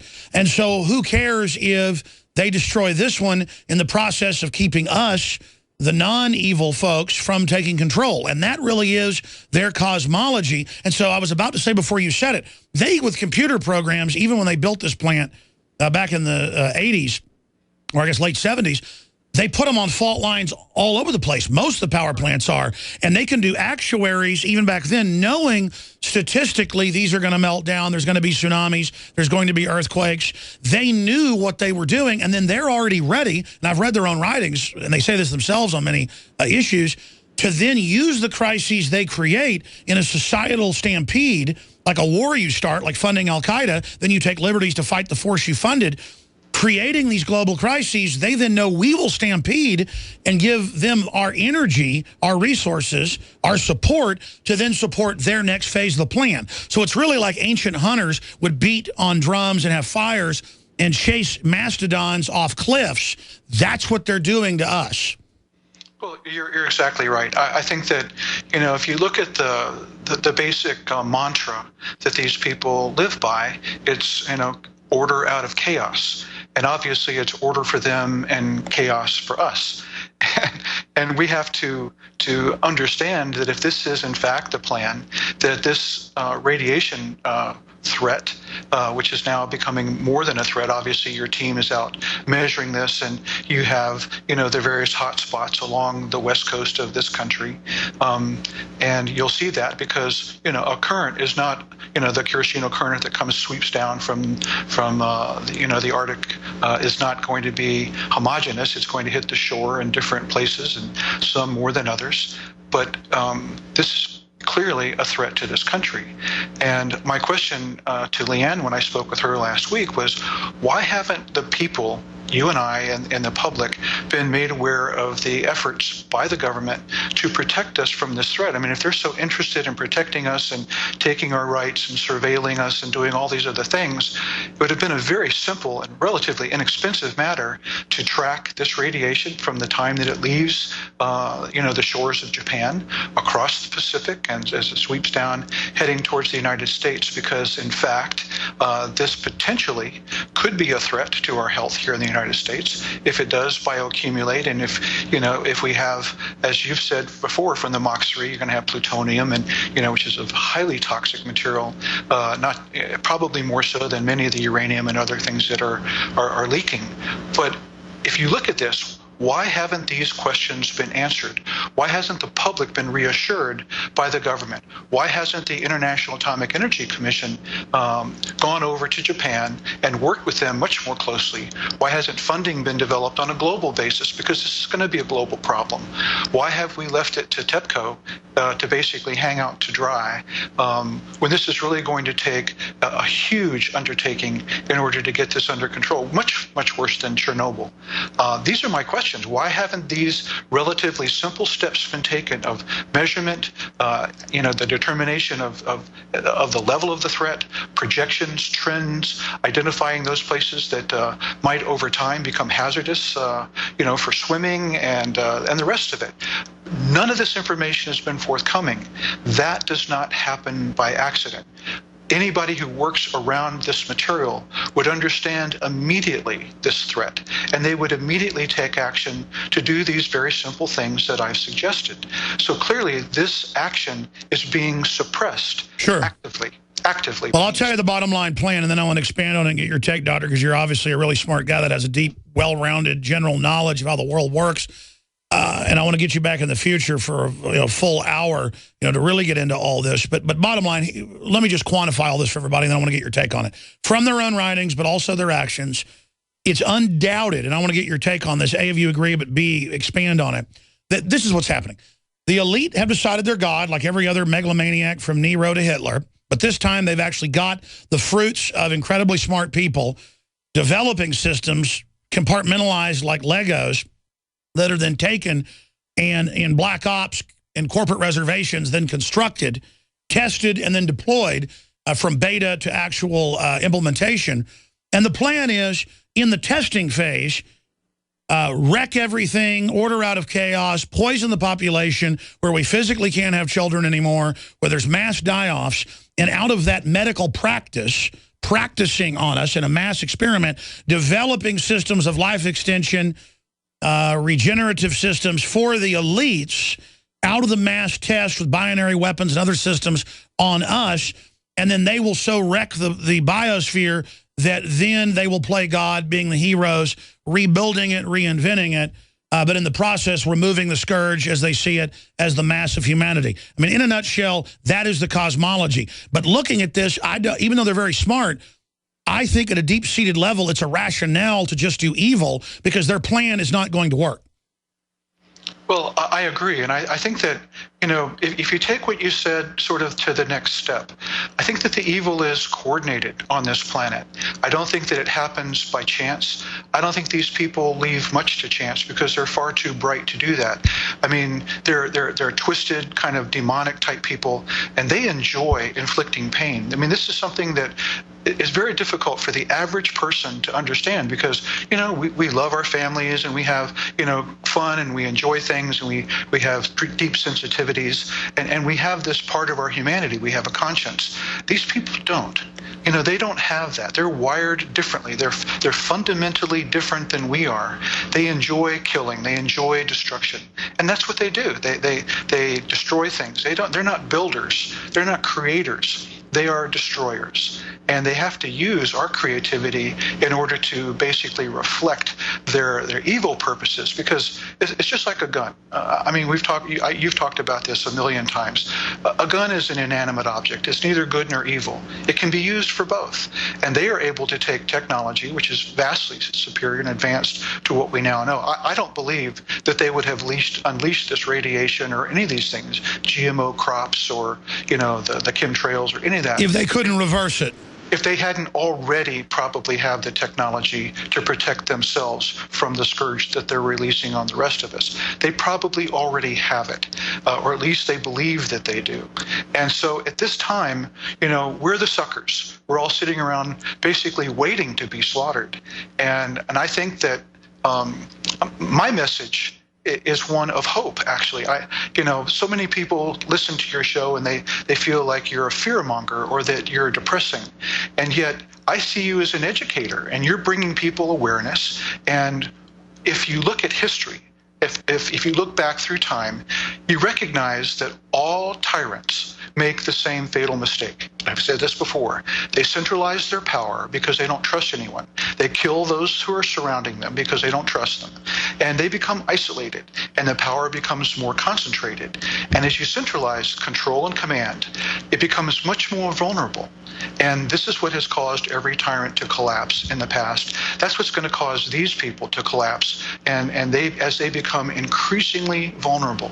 You have a single building with the NSA. I mean, there are multiple, but you've got this giant complex. It's just one place where they have all of this information. It's not distributed. And so, again, this is just an example. If we decide as the people, globally, I'm not talking about just Americans here, I see this awakening happening throughout the world. I have friends all over the world, very smart people, all around the world. They're becoming increasingly aware and becoming ready to act. They simply don't want to act individually. They want to act in a coordinated fashion where you can actually take charge of this situation and do good. And it is my belief that there will come an event, a manufactured crisis of some sort, that will become a crystallizing, galvanizing event around which good people who have the means and the training and the ability to make change will be able to use that, come together, and in an orchestrated way, bring to justice these megalomaniacs that have led our society for thousands of years. I mean, we've been under the same kind of Babylonian system of pyramids with a crazy person on top telling everybody else what to do. And I think that we've reached a point where we've realized that we don't really need that. Of course, we need government, we need laws. I'm not an anarchist, but I think. But we don't want centralized systems run by psychos. We're going to come back and break down solutions with what you're saying, but that's the key. I'm here to get people out of their trance, right, knowing there's smart people out there, and then organically individuals together through a grassroots movement, we will change things. I'm just here to get people awake to the takedown of our civilization and who's behind it. And I am yelling and screaming to get people out of their trance, to get them up off their butts, and then countless others like you, Doctor, working together. We will develop the solution against these enemies, especially as things get worse and worse under their rule. That's what's essential. Here's the issue. We've got to expose that there is a shadow corporate government, which we've now done. We've got to expose that they want us impoverished to control us, and that their main goal is set up planetary government to forcibly reduce population. And a lot of people say, well, there are too many people. Well, that can be debated one way or the other. The point is, this is an excuse for total authoritarianism, a greedy capturing of all future technology in a breakaway civilization that's already there on record, and the ultimate form of discrimination. It's an Elysium-type scenario, but right here on Earth. And that's what they've used COG for, continuity of government, in case there was a nuclear attack from the Russians, developed in the 40s and 50s and 60s. They've used basically that plan to build the technocratic dehumanization government worldwide that's now phasing out incrementally the old systems, which aren't perfect, but aren't designed to be purely genocidal. And you can see Homeland Security worldwide, because governments all have the same system now in most areas. It's designed not for COG, but for collapse, but to control the collapse. And so they're getting ready to release superbugs. They're getting ready for economic collapse, wars. They're lining up for all hell to break loose. And Doctor, do you agree with that statement, Dr. Rick Davis, MD, Ogenics.com, that we can see all the forces lining up for a World War II level event times 10, where just every revolution moves forward so they can control what they believe is the march towards the singularity?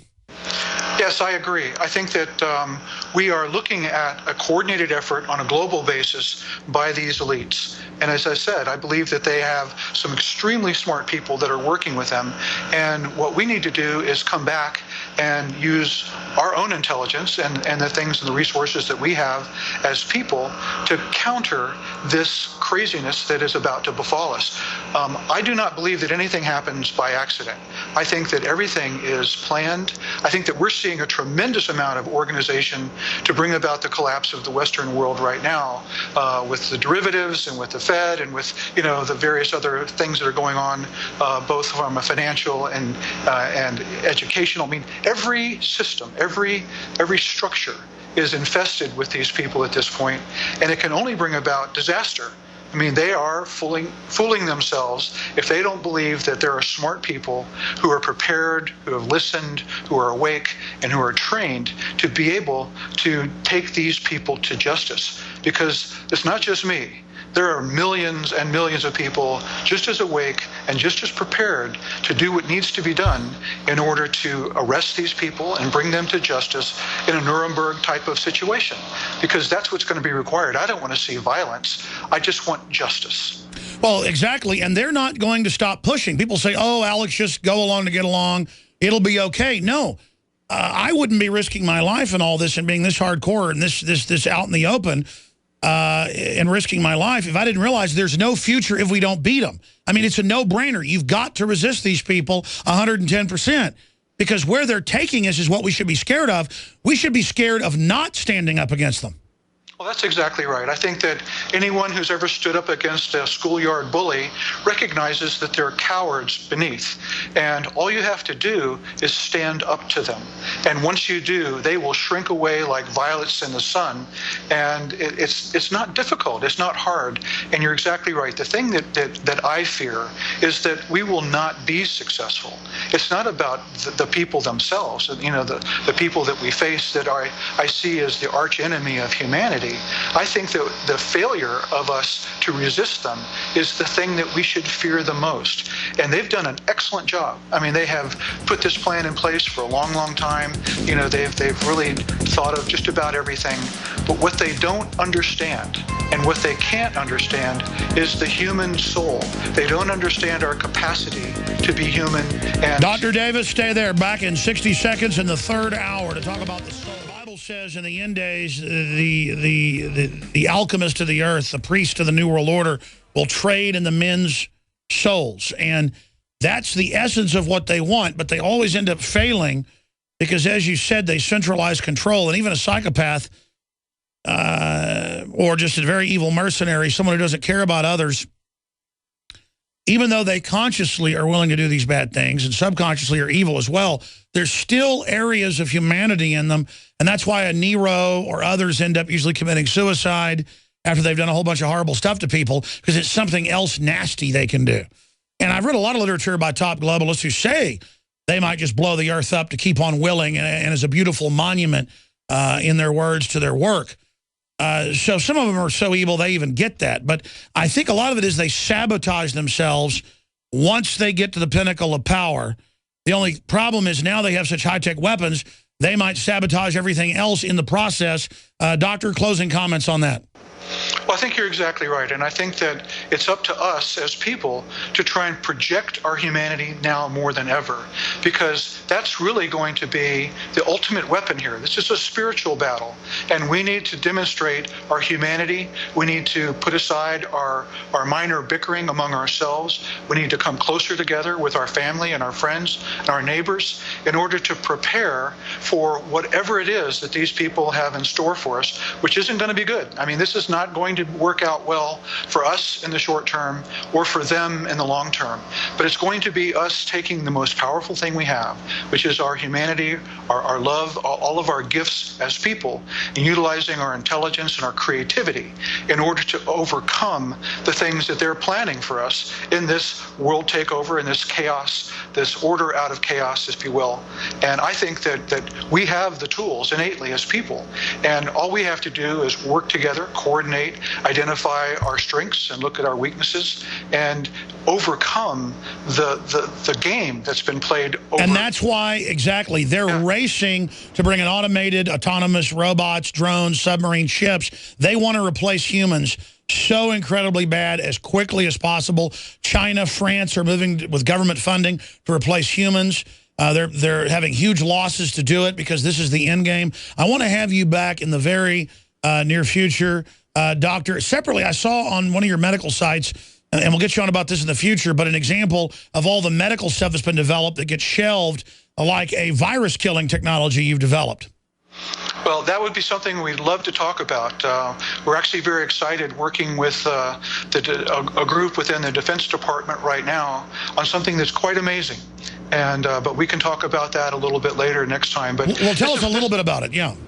Well, if you could imagine a technology that could be provided to people, not just troops, but the average population, if there was an exposure to a lot of the weaponized viruses that are currently being looked at, whether it's Ebola or Venezuelan encephalitis, or I mean, you can go on and on. There's a lot of different things out there that are very, very bad, have huge kill rates. And if there was a single drug that is essentially a natural product that doesn't have horrible side effects, etc., that could be provided to people, this would take an entire weapon system right off the table. And those are the kind of things that I and others are working on to try and provide solutions. I mean, there are significant solutions, not just in medicine, but in energy and all kinds of things, and transportation. And a lot of this information has been suppressed over time. We're going to have you back on about this. Eugenics.com. Dr. Rick Davis, MD, an amazing individual. Thank you so much for the time. We'll be talking to you again soon. Thank you, Alex. Have a great day. All right, folks, we're going to come back, go through your calls that I've been holding very quickly. Then I'm going to shift gears, get into all this news I haven't hit yet. Stay with us. We'll be right back. And that is a report dealing with the fact that Congress, with all this coming out, is going to let Obama whitewash everything and, quote, decide what can be done with the NSA and what can't be, when it just means business as usual, total criminal surveillance of the American people. And there's an excellent article I want to get into a little bit that says, when did America turn into the Soviet Union? We're going to tie that into the corruption of Chris Christie and where all that's going coming up. But right now, let's move quickly. I'll try to shut up and just get to your call. Move on to the next person. A bunch of nuclear power plant workers, Navy people that worked around reactors, you name it, have called in. Frank and Dave and Joe and Jerry and Chris. I'm going to go to those callers on the topic of increased radiation and why 20 years ago, 30 years ago, they said, they shut down a beach that had 200 times or 200% higher levels of radiation investigated. Now they go out and go, yeah, it is increased radiation, 1,000%, but big deal. We're not going to even investigate it. We're talking about that attitude. This is bigger than the radiation. And we've gotten local newspapers to cover it, talk radio to cover it, but it's like so many other things. I mean, we need to just admit this is going on. It's like the solution to things is admitting it's happening. Like the question, why did America, or when did America turn into the Soviet Union? I mean, we are becoming, in many ways, we're already worse, but there's still vestigial islands of Second Amendment, family, private property. But quickly, that's being eroded. The water's rising. And, I mean, it's just horrible watching this country die like this. And then so many people are immune to worrying. And they're the ones that think that's an attribute. It's like they don't have nerve endings. So, to use the fire ant analogy again, they're sitting in a pile of fire ants. You're sitting there with them, and you're trying to get up. You're tied down by the government, the bureaucracy. You're like, oh, fire ants. Oh, they're killing us. Oh, get them off. You know, it's even worse. They're not tied down. You're tied down sitting in fire ants. They're not tied down, but they're paralyzed when it comes to feeling. They can move, but they don't have any feeling. They're numb. And you're like, can't you see the fire ants climbing at you? Can't you see all the red spots? Fire ants kill people. They're all over you. You could wipe them off and then untie me. And they're like, so what? Yeah, I see them, but I like having red spots. And they're my little friends. And I'm like, no, they're bad. They're bad. You want to get them off of you. And I just come up with these crude analogies, but that's how I feel.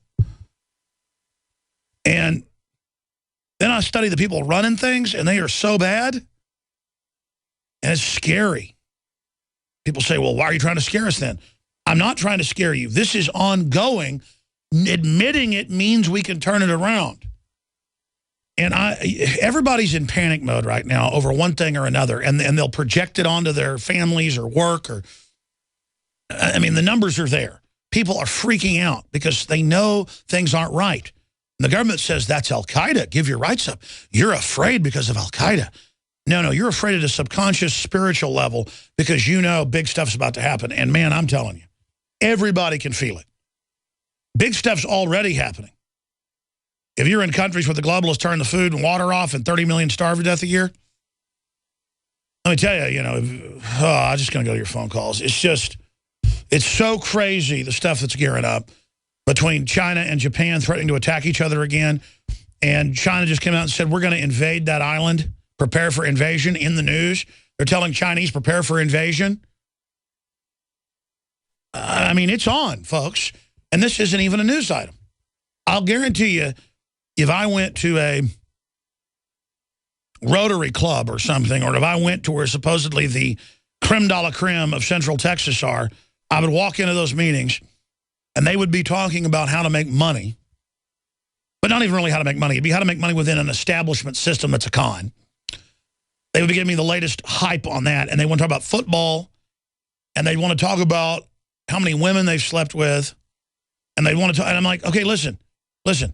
You understand, this is all a wool pulled over your eyes to blind you from the real world that's going downhill very, very quickly. And once this stuff starts kicking off, you're not going to be able to put it back in the bottle, okay? So we're at the edge of a cliff right now. I can spiritually feel it. And I don't know if it's going to be a bio attack, super bugs, total collapse, war. Oh, man, it's beyond chills now.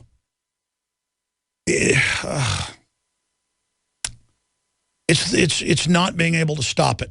The mental illness that is spreading everywhere. The paranoia that is spreading everywhere. Again, of stuff that isn't even a threat. And people are like that because deep down they know they're in a crisis, but they don't know the roadmap. They don't know why they're in a crisis. Like the media tells them we're not in a depression, the economy's great, everything's wonderful, but they know it's not. And I think that's it. There's a crisis of confidence that people know the system's lying now, but they don't know exactly about what. They just know it's all bull. All right, let's go to your calls. Frank in Michigan, thanks for holding and calling. You say that you're a treatment plant worker on radiation. Well, go ahead. Hello. How you doing, Alex? I'm not actually doing too good. Well, hopefully I can give you some information. I work for a government agency, a local government agency. I've been a wastewater treatment plant operator for about 11 years now, and I know quite a bit about this stuff. And I work in Michigan. We have the Great Lakes and all the inland lakes and the streams and everything, so we're pretty protective of our water. We have about the same stringent regulations as California does.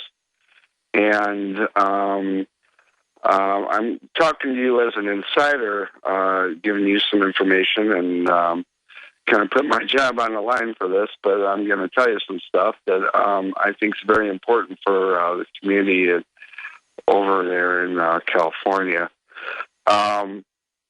Every community has a wastewater treatment plant, and there are two types. There's a groundwater discharge and a surface water discharge. Now, these are EPA regulated, but they don't test for radiation. They just do basic tests, and if you're okay with your ammonia and your nitrates and your phosphorus, you're good to go. But what I've been looking at with the radiation, and I'm putting two and two together with this, and this is something I think the residents of California really need to understand, that the older cities have degrading infrastructures. And what I mean by that is there's groundwater infiltration, there's surface water. You're saying radon and other natural radiation is now, because the pipes are all rotting and that it's leaching out. You're thinking it's natural, or what's the inside info? No. I'm saying you have to look at the rain. Because a lot of these wastewater treatment plants are stormwater and sanitary combined, which means that if it rains and it gets into the stormwater system, where's that rain coming from? It's leaching into and being combined with the wastewater that you have to treat. So where does that end up? It ends up being either in the groundwater as the end discharge, or surface water. So you're saying that it's probably rain from Fukushima and other things coming down and running out to the ocean, and that's why it's radioactive? Well, I'm thinking that it's contributing to what people are drinking. And I think that because the wastewater discharge goes into, like I said, a stream or groundwater, and water treatment plants also have degrading pipes, so they also are receiving this stuff. So very interesting. But what's the bottom line? I mean, I don't think you could get in trouble for, just as a citizen, giving your perspective on something happening on the West Coast. It's like folks ask me if they can have permission to put my bumper stickers on their car. You don't have to ask permission. That's the whole point. But I mean, specifically, it's interesting what you're saying. But what's the kernel? What's the key of what you want us to get from what you're saying? Is I think that Jakari, while he's out there, he needs to test. He needs to go to the local. He needs to go to the local wastewater treatment plants and see what the results are, and see if he can. And now this is all public, so he should be able to grab a sample and test it for radiation. That's a great idea. In fact, they did test of wastewater plants in Central Texas and found higher radiation levels a few years ago, mainly because the fluoride they're getting from China has radioactive isotopes in it, but also some of the groundwater, the aquifer. That's an idea. We should send them to water treatment plants, because that's a place that you're saying it's going to be concentrating into those areas. Is that what you're saying? And so that's a good, yeah. And that's going to affect the whole public as a whole. I mean, and these concentrated areas, people have no clue. Oh, I get it. You're saying you don't want to tell us that there's high radiation at the water treatment plants. I've actually read that and seen that, because it precipitates out into the pipes and the linings at the facilities. And that's why they found it at wastewater plants in Texas. That's CBS News. Is that what you're getting at, sir? Yes, exactly. And the reason why I'm saying this, and this other thing kind of, I saw Blairby wrote a little while ago that China is trying to buy the Great Lakes water. And I'm telling you, it's incredible. No, I saw that. Great point, sir. We're going to come right back with more calls. It really makes me sad, because I read what the guy wrote, and I can tell he means well. And it also shows how the system uses good people to carry out evil. In fact, I don't even want to get this sheriff's deputy kicked off the force. But it does illustrate the hubris and the arrogance, and so he needs to be, he probably needs to be, because it needs to be an example to others. Future sheriff, he's a cadet right now, military veteran, says protesters should be exterminated in gas chambers. I would beat your effing bleep just for the sheer joy of it. And when you read what he says, he thinks he's doing good and actually says some good things. And it just shows how whacked out all this is. We're not just dealing with evil people, folks. We're dealing with very dangerous, very, very dangerous people who mean well but are not centered or are not old enough to understand how things fit together. That even if you don't like what some protesters are saying to you, insulting you, you don't beat them over the head and destroy their First Amendment, because your First Amendment is important as well. And then when you violate somebody's rights, you are destroying the very fabric of society. And again, folks, I'm not putting on an act here on air right now. The dread that I've got, and I've been having it the last few months, and I'm talking, everybody else has it, and I'm really freaked out. I don't know what's about to happen, but it's bad, folks. And it's a feeling of, the analogy's like knowing one of your kids is going to die, but not knowing who it is, and not being able to stop it, and then just seeing these childlike people all around me. I'm not on a power trip. I don't think of myself as smarter than people. Why do I know all this stuff and other people don't see it? It's all right there. 98% of what we talk about, it's all on record. I mean, this is like saying you don't want the city to blow up or something. It's not hard. I don't want world government. I don't want nuclear war. I don't want bioweapons released on me. I want prosperity and to build stuff. And I see society taken over by a bunch of crooks with fancy propaganda, with a bunch of good people working for them, and I'm sick of it. I hate my job. I'm going to be honest with you. I like exposing evil. I have fun in it doing sometimes. I used to. Now I like to fight evil, and I'm more effective at it, but it's sickening to have to look at these people and study them. I think that's what I'm whining about here today, is that I don't want to look at the New World Order and study all their ugliness.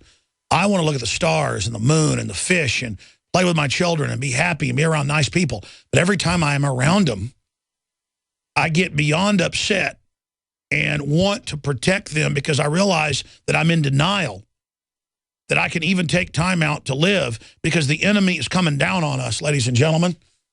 And so I've got to learn everything about the enemy. I got to focus on everything they're doing. I got to get inside their heads, which is horrible.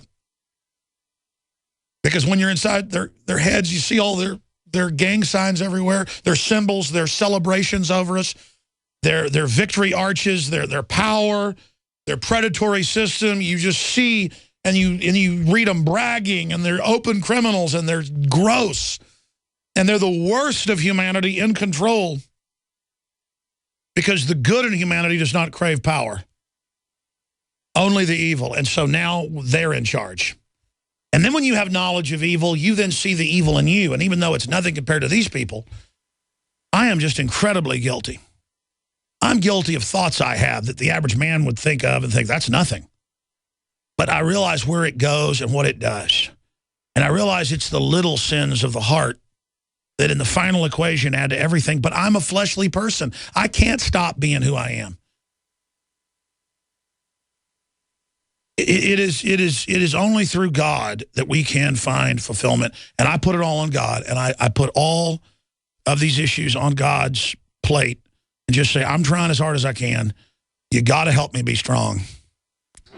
And we got to help everybody else to be strong, because even Jesus wept when he knew what he was going to go through the next day. And I'm not worried about what I've got to go through. That's almost a cop-out and easy. I'm worried about everybody. All the kids they're putting on deadly drugs in the schools, all the GMO, all the diseases, all the little kids dying in cancer centers, all the things they're doing. I feel it.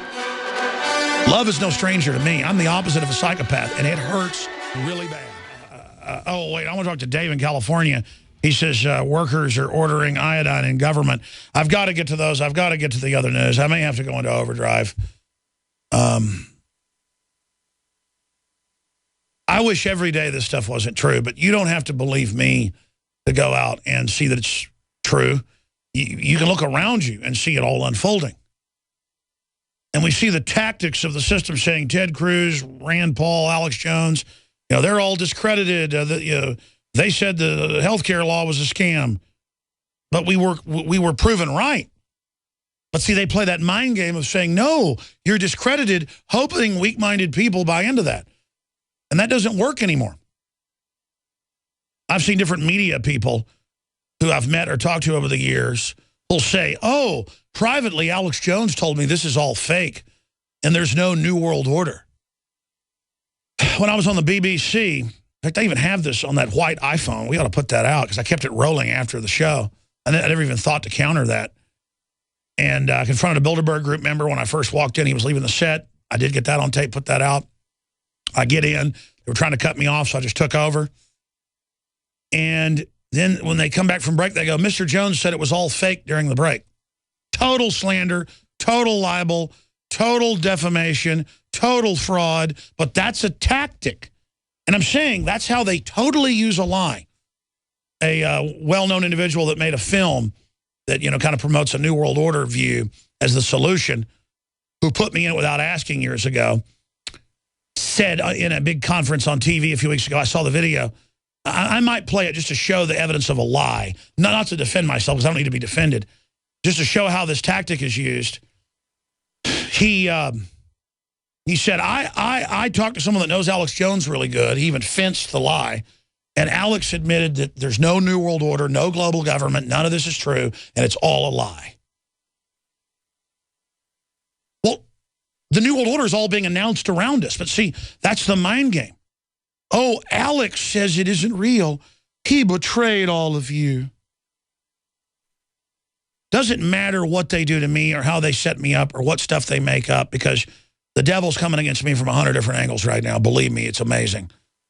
And I've found strength in the whole thing and found a higher level of understanding throughout it. But I am sad for those type of people that use lies against folks and then bear false witness and say that an honorable, totally truthful person is a fraud when they themselves are frauds. That's what's disgusting about this world. They say they're liberals when they're the opposite of liberals. But that's all they can do.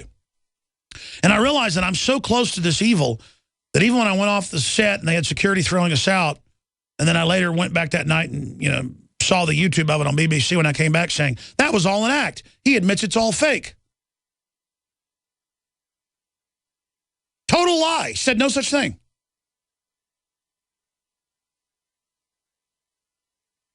That what must it be like to literally prey on your audience? I know it's so easy for these people to prey on people. That's what I don't like. I don't like preying on innocent people and lying to them. I will tell you, just like I like lancing a pus if it's in my big toe with an ingrown toenail, I like it when a bully starts a fight with me and they make the first move and I start showing them who, how the cow ate the cabbage. But it's not because I like beating somebody up. I like bad people being shown justice. And I'm sick of evil people. I'm sick of them. And they've got to be dealt with and faced head on. No more playing games, folks. I think about the level of crap we put up with. The on record they put fluoride in the Soviet Union in the 30s, and Hitler picked it up from Stalin when they had a pact with him. The Russian-German Nazi deal from, what, 1941 when they went into Poland? 1940? I don't know why I digress off of that. I got so much to cover.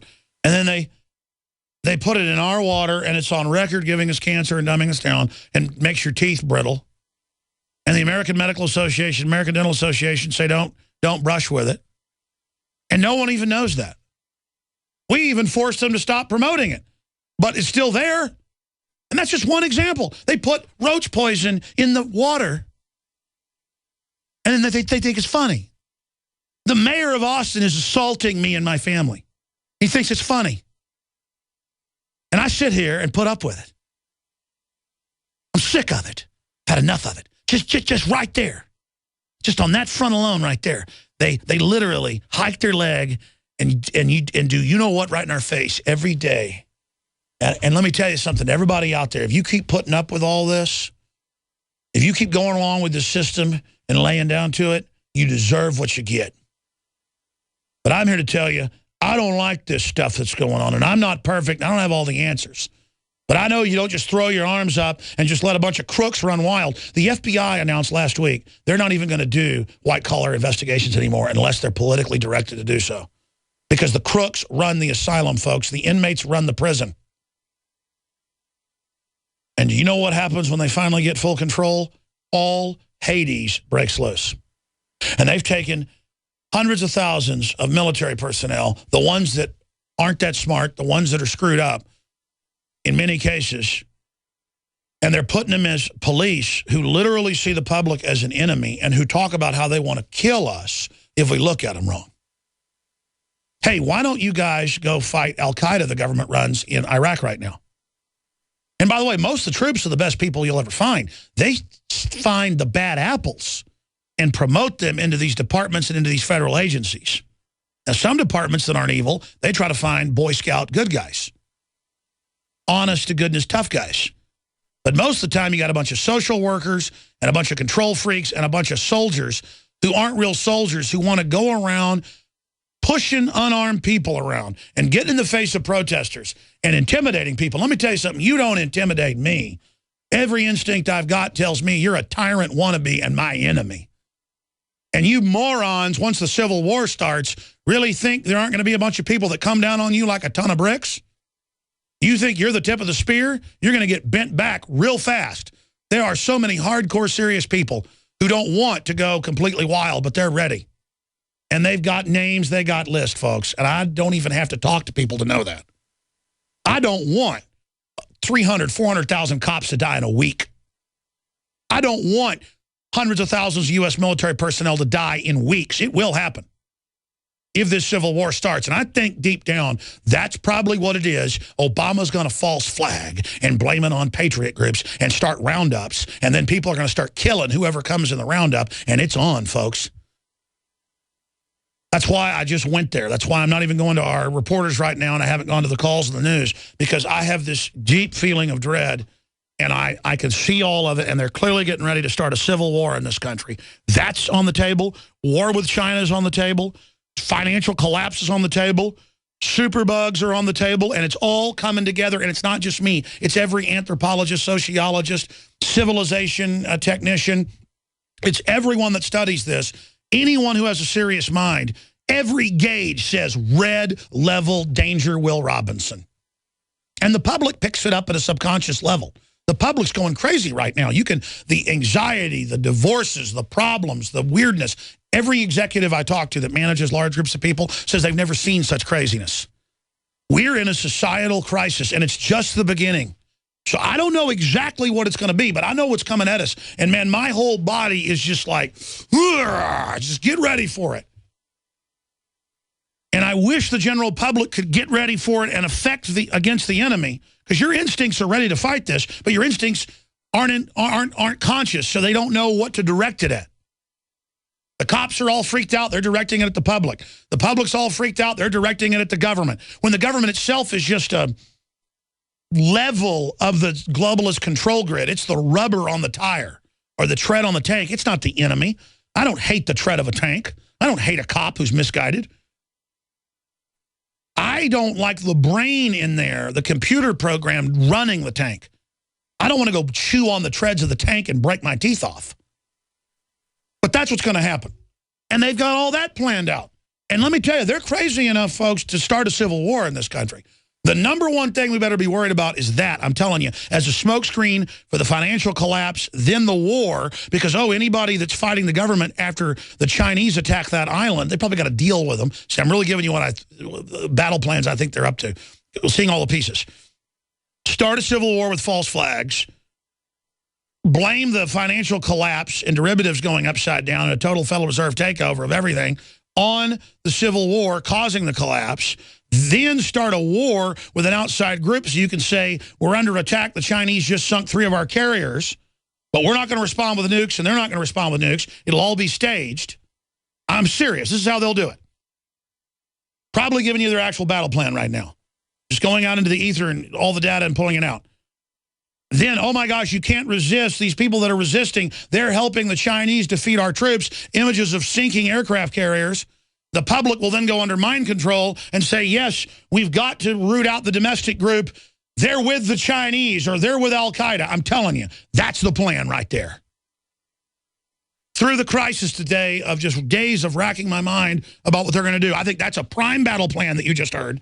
Because, again, top generals in history can look at the other enemy and know them well enough to know what move they're going to make, and then you're able to be ready to counter that. And I'm telling you, folks, I have immersed myself in this like no one else probably. And that is one of their main plans that you just heard on air. That plan you just heard, that is what they're lining up to do. You notice years ago we told you before the financial collapse, they would bring all this into place. I want to go to our reporters now. We'll obviously do some overdrive here. We're going to go to Jakari Jackson, who's outside the Golden Gate Bridge. It looks like he's on the city side. He's going to give us the radiation readings and tell us where he's going next. We're also going to send him to some water treatment plants, because we just had a tipster remind me that water treatment plants is where the radiation precipitates out because it condenses there, or the word would be dehydrates there, basically.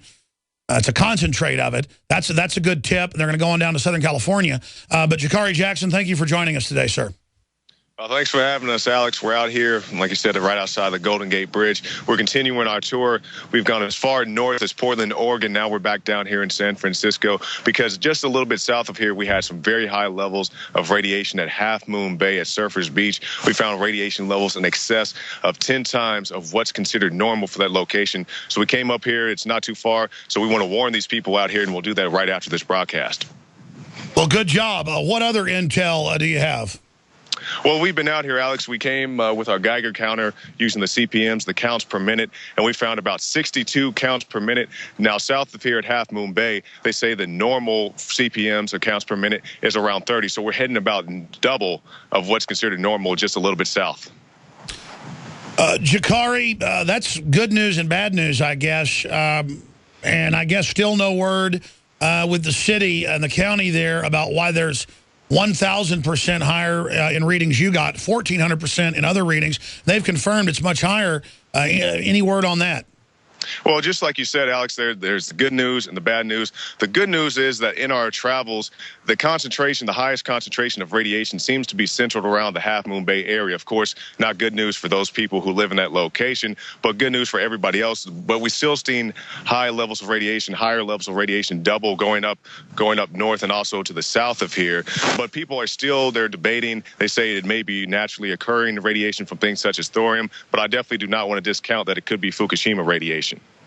Sure, and there are a lot of earthquakes there, and that releases a lot of the thorium and radium and radon and the rest of it. The issue is that it's increasing from what it was in the past, and you've got Fukushima undoubtedly doing this, and you've had the cover up there, so that's why we're trying to cover this. We've only seen a few newspapers cover it, and they've tried to rebuff us, but then they admit that we're right.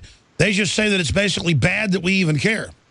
That's pretty much the gist of it. And like I said yesterday on the show with Anthony Gucciardi, some people are convinced that it's global warming for whatever reason. Just many different theories and ideas as to what could be causing this high level of radiation. I'm wondering if a kaiju is to blame, and if it's about to come out of the ocean over there and attack the Golden Gate Bridge. I'm not exactly sure. That's one theory that I wouldn't be surprised to hear out here, Alex. You know, Jakari, you said you've been to Southern California before visiting family, but you've never been to Northern California, memory serves. How beautiful is Central and Northern California? Well, I'll tell you, Alex, you guys were telling us when we were getting prepped for this mission that it was a very beautiful drive. It is very much that. And it does concern me that, the bioaccumulation could rise in those areas of the radiation, and we could get more radiation in those areas. But just on the outskirts, if you drove by it, it's just some of the most beautiful scenery, even out here in beautiful San Francisco. I don't know if the guys can get a shot of Alcatraz over there. Oh, yeah, you're right there on the city side, right by the Presidio, right? That's right. It's a great location, Alex. We're very happy to be here. We are a little concerned about the radiation. Sometimes I think I might be safer out there in Alcatraz than out there in Half Moon Bay. But, we're going to continue on the mission, and when we get back, we're just going to bathe in some iodine, and we're going to keep going because we want all our info warriors and other people to know what's going out here so they can come out here with their own Geiger counters and do their own test. Absolutely. And you heard some of the radiologists earlier. They said wearing clothes is a big part of it because these particles go right through your body. Obviously, being around the area where it was 1,000% higher than it should be probably isn't great. But they say when you fly in an airplane, you could probably get more radiation than that. But certainly, yeah, I wouldn't be snorting any of the sand off the beach there at Half Moon Bay, Jakari.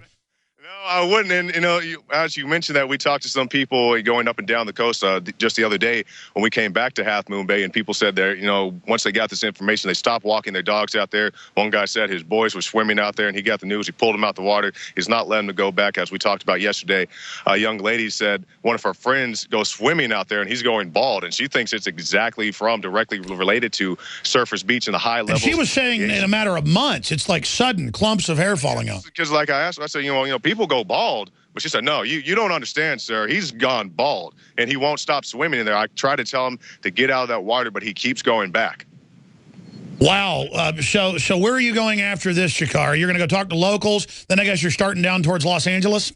Yes, that's right, Alex. We'll go do a man on the street out right after this broadcast. Then we'll head south to Diablo Canyon. There's a nuclear facility out there. We want to test around that location. Also, Los Angeles, hit up some of the sites and scenes out there and just continue down south looking for these levels of radiation. Now, like I said, we're not always encountering high levels, which is a good deal, but we definitely want to warn the people that bioaccumulation could increase, and we definitely want people to be aware. Absolutely, because even if it's just double in many areas what it should be, it shows something's going on there. Well, investigative reporter Jakari Jackson with the rest of the great crew is out there. Tomorrow, Jakari, only on for a full 30 minutes. I want to talk to you and the rest of the crew to get their takes on everything that's been happening. Jakari Jackson reporting from Central California, the Bay Area. Stay with us. To make us malfunction so that we can be conquered and then executed and never even know we were killed by soft kill weapons that are on record being put in our food supply. And I don't know how you counter something like that. I mean, it's like people didn't believe Hitler was doing what he did for the first 6, 7 years he was in power. Really the first 8, 9 years. And it's just par for the course historically, and we're in the middle of this craziness. And the average person is so narcissistic and so into being cool because of the television. The television shows you this arrested development, the way people act. And people act like people act on television. That's not real. So you're talking to these programmed people that aren't real. And you can't get through to them because they're delusional. They think if they just laugh at someone that cares, that gives them power. They're delusional. I mean, look at this article that I keep saying I'm going to cover and I haven't. Children who watch too much TV may have damaged brain structures. The more time a child spends watching TV, the more profound the changes. It leads to more gray matter in the regions and less in others around the frontal polar cortex of the area of the brain. And it goes into saying it doesn't allow them to differentiate. It was a Japanese study that looked at 276 children ages 5 to 18 who watched between 0 and 4 hours per day, with the average being about 2 hours. MRI brain scans showed children who spent the most hours in front of the box had greater amounts of gray matter in the regions around the frontal cortex, in the area of the front of the frontal lobe. But the increased volume was a negative thing, and it was linked to lower verbal intelligence, said the authors from the University of the City of Sindali.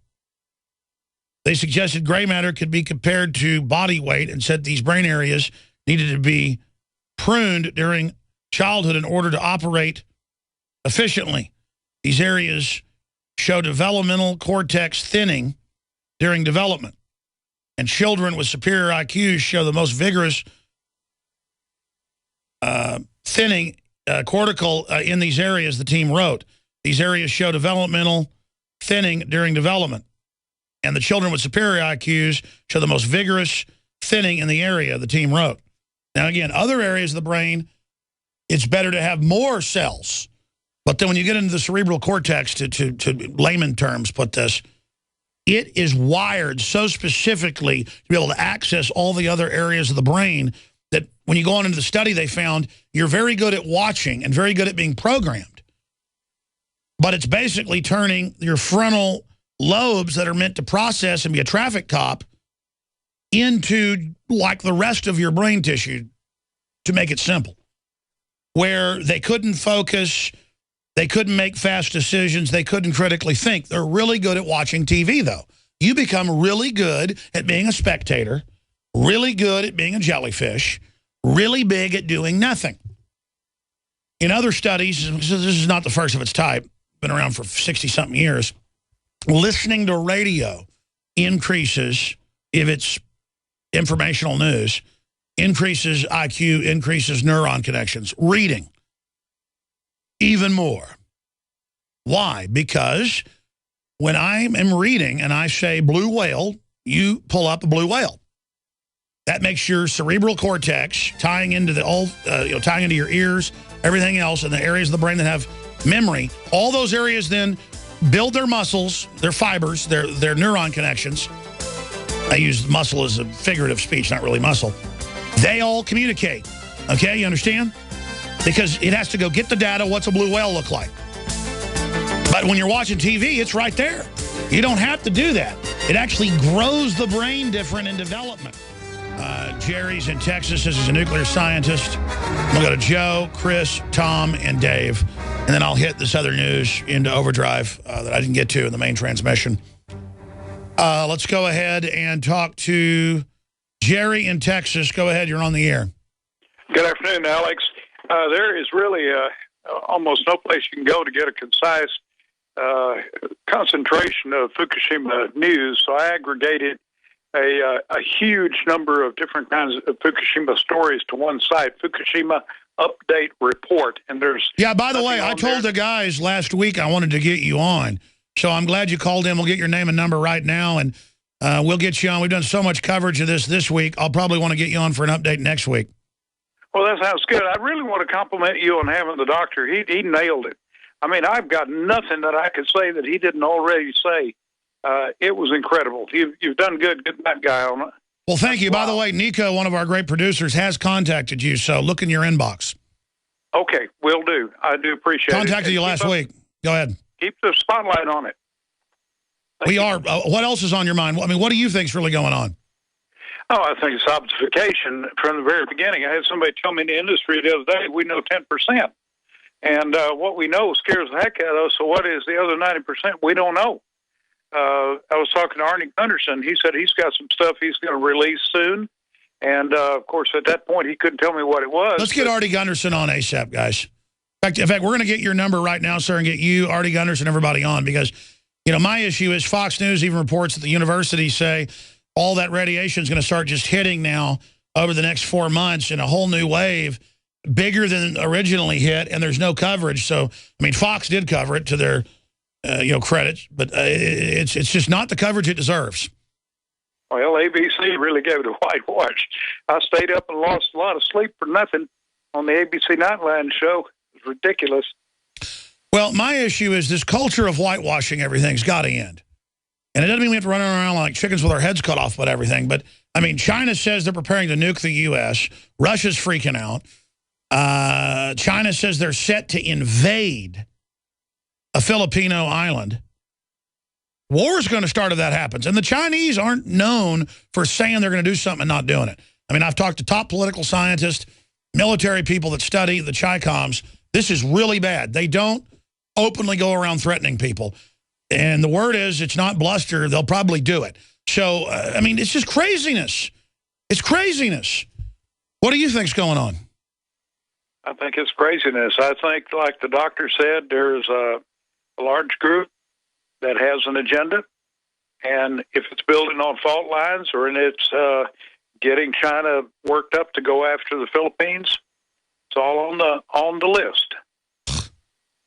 Oh, man, and the elite have spent more in the U.S. than all countries combined on record on underground bases that are basically like shopping malls with pools and 10 years of food and artificial sunlight, and nuclear reactors and everything. And then we're all up here with these crooks playing God. It makes me so angry. God bless you. I appreciate your call. We're going to come back in this long segment, final segment, and go to Joe, Chris, Tom, and Dave. And that's it, because I've got a couple news articles I said I was going to hit, and I got to hit them. I mean, I haven't even gotten into this incredibly arrogant statement. I meant to have this as my top story today.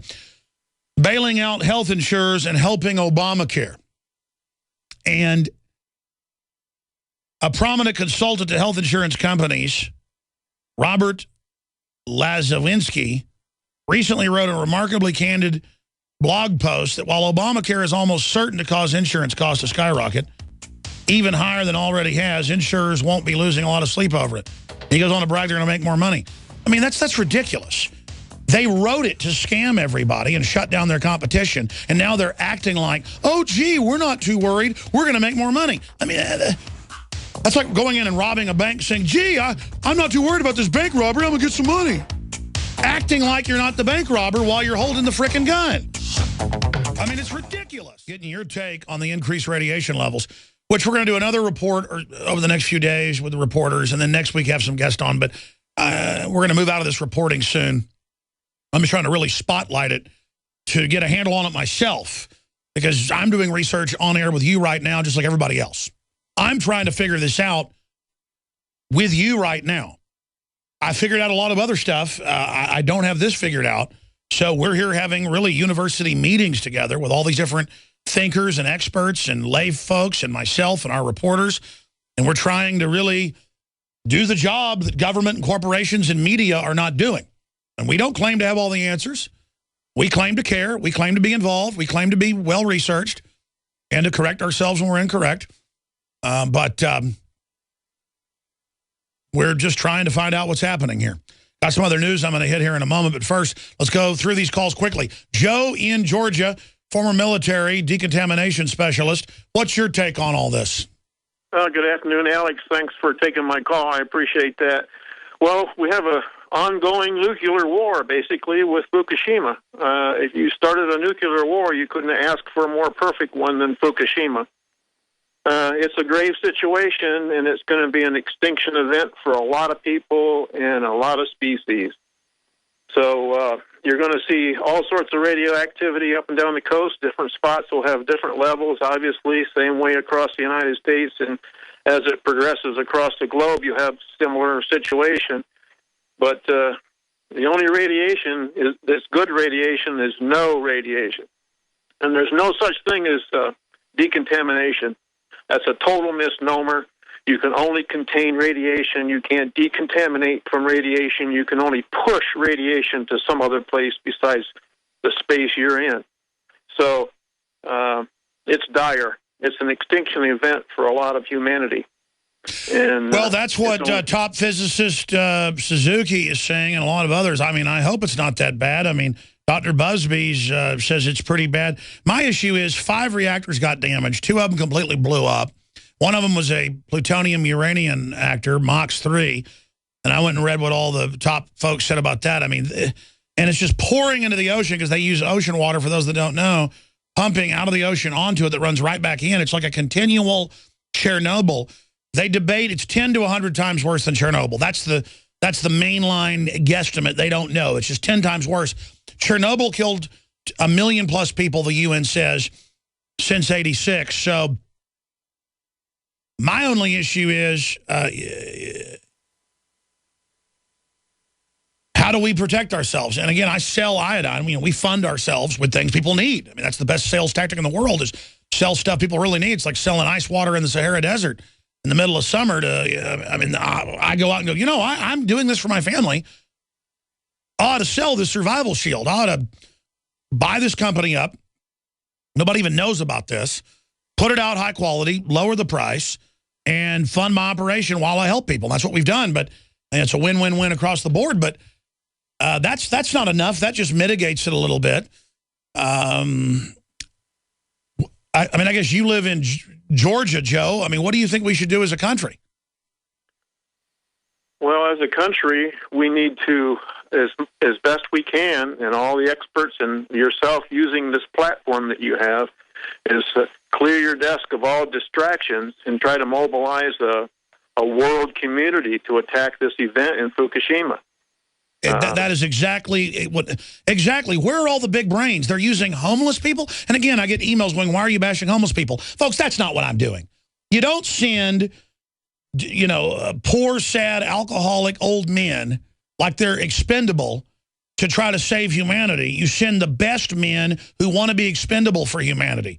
I mean, isn't that a no-brainer? Don't we send our best to try to take on the biggest crises? We don't send our worst.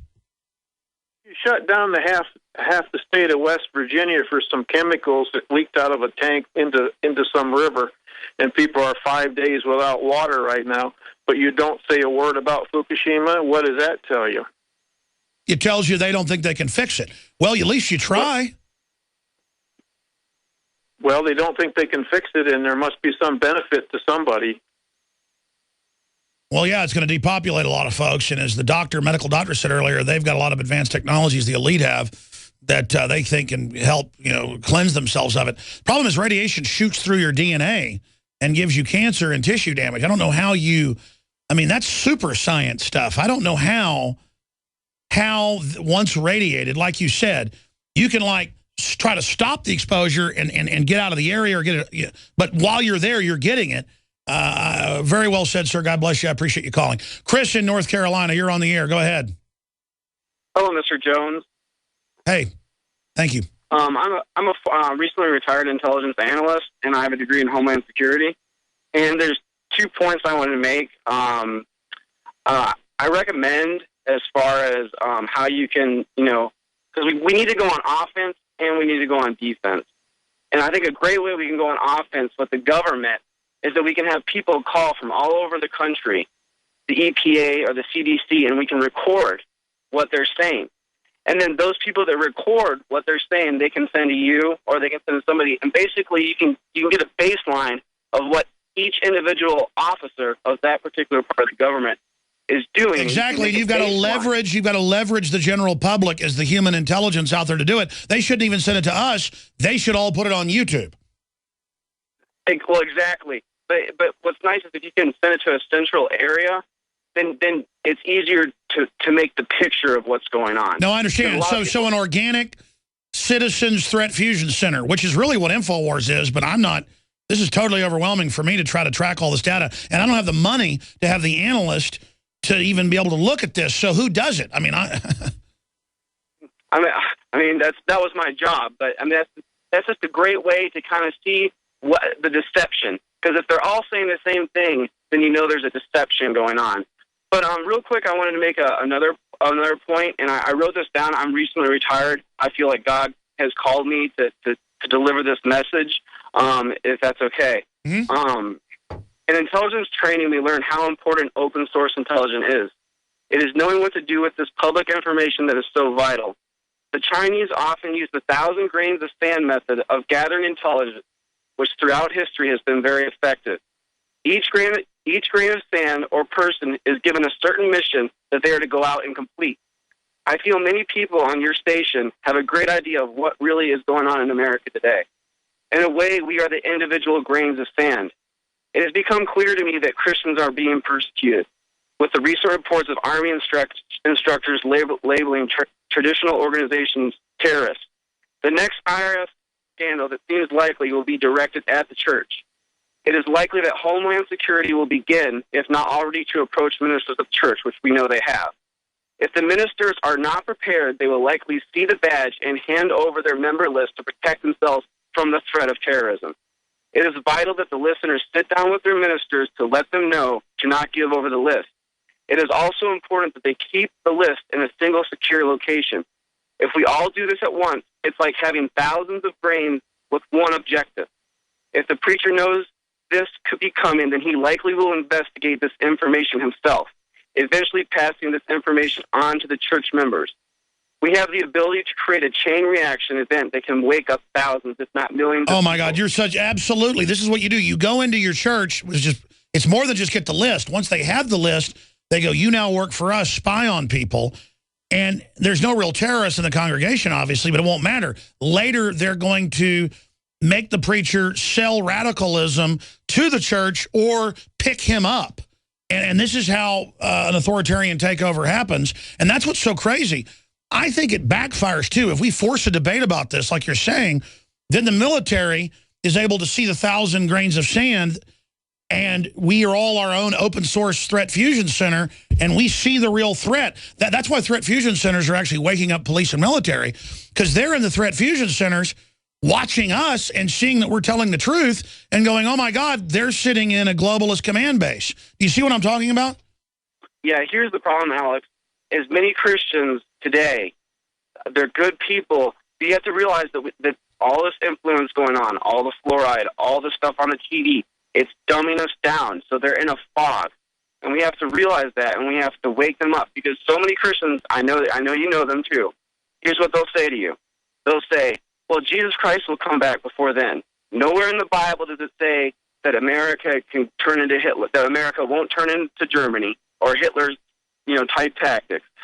People need to be aware, they need to be awake, and they need to be prepared for the worst, because this can happen. And just as Jesus said, as in the times of Noah, so shall the end times be. So, this is a real thing, and people need to wake up. And I really am concerned for the body of Christ, because the reason I'm so concerned is I know what's coming. I know there's going to be things that are unexplainable. And when these people that don't have the reality of the Bible and what it really says, because it's so much bigger and more, it's just amazing what the Bible actually says. No, I know. It's all right there for those that have eyes to see, but most don't. Do you have the same sense of serious concern about a huge event about to happen? Honestly, the biggest mistake that preachers ever taught was taking out the literal context of the fallen angels in the book of Noah. You know how I think these things, how a whole world could be deceived? And you see it in the propaganda and movies, that the aliens came down and they planted the DNA and stuff like that. The Nephilim. I believe these things exist, and I believe, you see the UN has a leader for the alien, in case the alien comes. The Catholic Church is talking about, if there's aliens, the church will still exist. And you see these people look at these UFOs. And no, there's definitely something going on, and they could stage something like Project Bluebeam, too. Very well said. We're skipping this final break here in Overdrive to go to your calls. Very well said, Chris. No, it's crazy. But just all the stuff we see is crazy. The collapse evidence, the depression globally, the police state buildup, the preparations for political persecution, the superbugs, the radiation, the supervolcano, the sun acting weird. It's like all hell is breaking loose, folks. And I hope we make it through whatever's coming. But, China's threatening to invade islands now. That is just such massive news, and it's nowhere in U.S. news. But DrudgeReport.com and Infowars.com. Red linked on Infowars.com. This is so insane. This is so insane. Meanwhile, I go to the airport, and some low-level, untrained, and I'm not knocking them, they just want jobs. I don't hate the TSA people on average. The supervisors are usually the thugs. Wants to chat me down like I'm a terrorist, and they'll go, oh, yeah, I heard your show yesterday, Alex. And I'm just like, then you really think I'm a threat on this airplane? Give me a break, man. Give me a break. I am not under suspicion. I am innocent until proven guilty. I am sick of the system treating good people like we're crooks. That's what a tyranny does. It wants to make you feel like you are bad and you've done something. I have done nothing. I don't do anything. And I'm sick of it, except expose corruption as an act of survival. Not as an act of I'm a good guy and I got all the answers. You got corruption just running rampant everywhere, totally illegally spying on all of us, harassing people domestically, harassing Christian groups. All of it's illegal. And then they're up there going, well, Clapper is allowed to lie to Congress. Congress is like, oh, we're going to let Obama decide what to do with the NSA. Man, that intelligence committee is just a bunch of traitors. Of course, they're all part of it. They don't want to get the blame. And again, so many yuppies say, well, I don't have anything to hide. Your data is incredibly valuable, dum-dum, for the select corporations and groups that get it to be able to model reality and the future to then high-frequency trading run by Goldman Sachs on record cheats everybody else and is a fraud. But they're so powerful, they're allowed to do it. It's like rigging a casino or a craps table, giving you bad dice, okay? I'm trying to explain this to you. It's rigged, dummies, and I'm talking to new listeners that don't get this. They want all the data because they can dominate markets with it. And then that destroys competition. And then that destroys productivity. And then that makes everything fall apart. And then you've got a society based on fraud, not based on quality. And I'm not some goody two-shoes. I'm not saying you're not always going to have some fraud in the system. We're not perfect. But, man, the fraud is trying to push out the productivity, and that's how you get a collapse because they can't help it, folks. They're greedy. They want everything, and they're going to screw the whole system. So often I hear, well, I know what you're saying is true, and it's worse than you say. A lot of businessmen and people in government tell you, but if this stuff comes out, it'll bring the system down. Bring the system down. The system is cancer. The system, the status quo is racing corruption. So, man, I don't want status quo. Let me tell you right now. I mean, if we had a government that had some problems and there was some other group against that wanting to say change it, but they were worse, I would side with the lesser of two evils. But while criticizing it, I'd say this is not good. I don't like some of the things with it, but it's a lot better than that. So we need to, because it doesn't mean everything that comes along the road is something better. But we know that what this is not good. I mean, what comes out of the other end of this thing is pure nightmare. Let's talk to Dave in California. Thanks for holding. You're on the air from California. You say you work for the city. You say city workers are ordering iodine. Yeah, a couple things, Alex. First of all, we don't need a war to stop all this evil. You just cut the head off the snake and the body shall fall. And then the other thing is... Yeah, but I mean, this is a bureaucracy of corporate and government interests worldwide who all hide who's behind what. So how do you cut the head off a snake that's got 100 heads? Really have 100 heads. We know that. There's, 6 ruling families? That's it. Well, the problem is they've set up institutions and foundations. The body will fall, Alex. You cut the head off, the body will fall. You think so? Yes. Oh, yes. And then the other thing there, bud, you're missing the point about Fakadushi Daiichi and Agenda 21. How else do you think they're going to get people willingly to move to the East Coast, to give the land back to nature under Agenda 21 over here on the West Coast? Oh, let it get bad enough and then rewild the West, as the UN has said. Yes. Then you force people to move back east, live like sardines in a little can. You guys are missing it. They want this. They want this. What about the Patriot, Act, about the 100-mile unconstitutional zone around the coast over here, Then you add the Fakadushi into that and take us to the East Coast. Let me ask you this question. What's the intel you've got on city workers buying iodine? We're buying iodine for ourselves.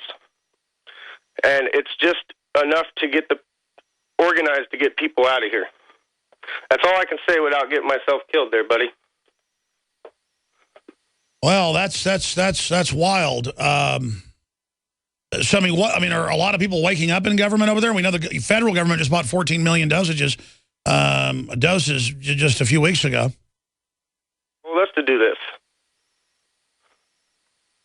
All right. I appreciate your call. Very interesting points. Tom in Hawaii, you're on the air. Thanks for holding. Retired fire captain, radiation contamination certification. What's your take on it, sir? Yes, sir, and also NBC qualified as a Navy corpsman with the Marine Corps 2-9 in Vietnam. My take is I want to talk about 3 things. The first thing, why are you getting those readings? Are you up to date on the Farallon dump that occurred in the 50s and 60s? I know there's been all sorts of dumping in the ocean, sir, but I mean, that specific doesn't ring a bell. Well, that's a radioactive, I think it was medical waste, cobalt, things like that from radiation machines and low-level stuff. There might have been stuff from Lawrence Livermore. I don't know.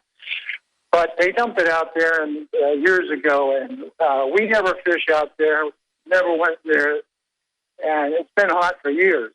The other thing is the source supply for the city of San Francisco is Hetch Hetchy Reservoir up in Yosemite. comes down through the pipes, and secondary holding is the Crystal Springs Reservoir, south of the city in the peninsula by San Mateo, Belmont Road City, that area. If you're going to do anything as far as filtering, that'd probably be the place to do it at, because you're going to get air contamination. They're two beautiful lakes. They're watershed, no trespass, and that's the city and peninsula water supply. Yeah, everything you're saying is right on target. Your phone's breaking up a bit. What's the bottom line here?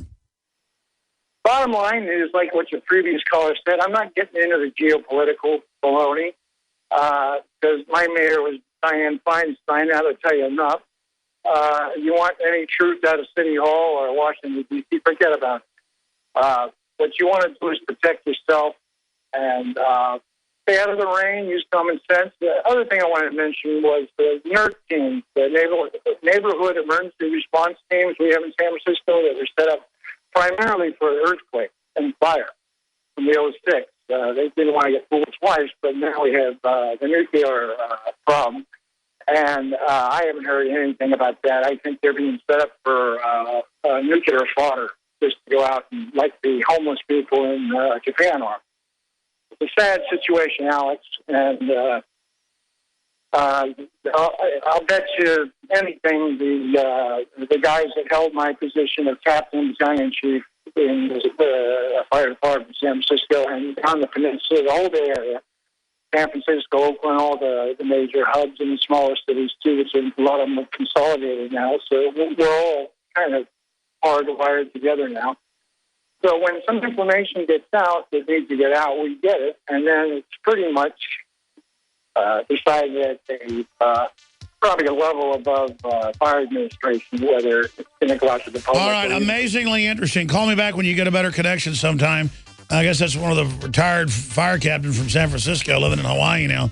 Very interesting. Wow, love talking to those folks. I'm so flattered we have such great listeners with such expertise. God bless you all. Let's just pray to God and work hard, and we'll probably make it out all this craziness. But I see a bad moon rising. See you back tomorrow live on the radio, Lord willing, 11 a.m. Central. We're on the